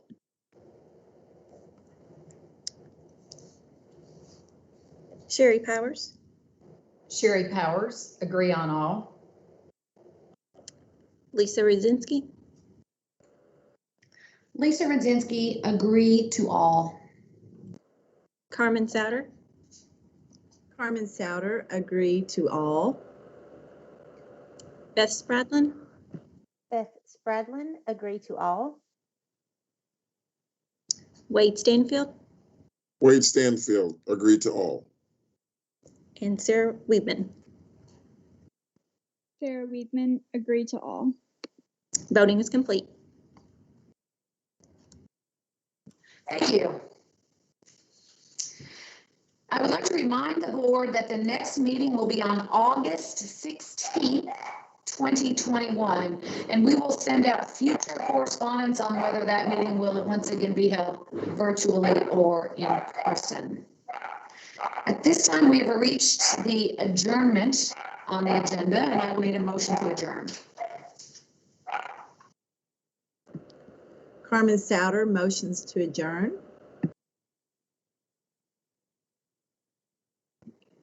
Jackie Mayfield. Thank you, Ms. Mayfield. Ms. Souter with the motion, Ms. Mayfield with the second to adjourn. The motion before the board is a motion to adjourn. Is there any discussion?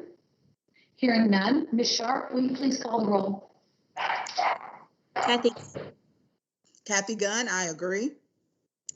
Tracy Hunt, Tracy Hunt, agree. John Lyons, John Lyons, I agree. Jacqueline Mayfield, Jacqueline Mayfield, I agree. Sherry Powers, Sherry Powers, I agree. Lisa Rudzinski, Lisa Rudzinski, yes. Carmen Souter, Carmen Souter, agree. Beth Spradlin, Beth Spradlin, agree. Wade Stanfield, Wade Stanfield, agree. and Sarah Weedman. Sarah Weedman, agree. Voting is complete. Thank you, and the motion carries, and we are now adjourned.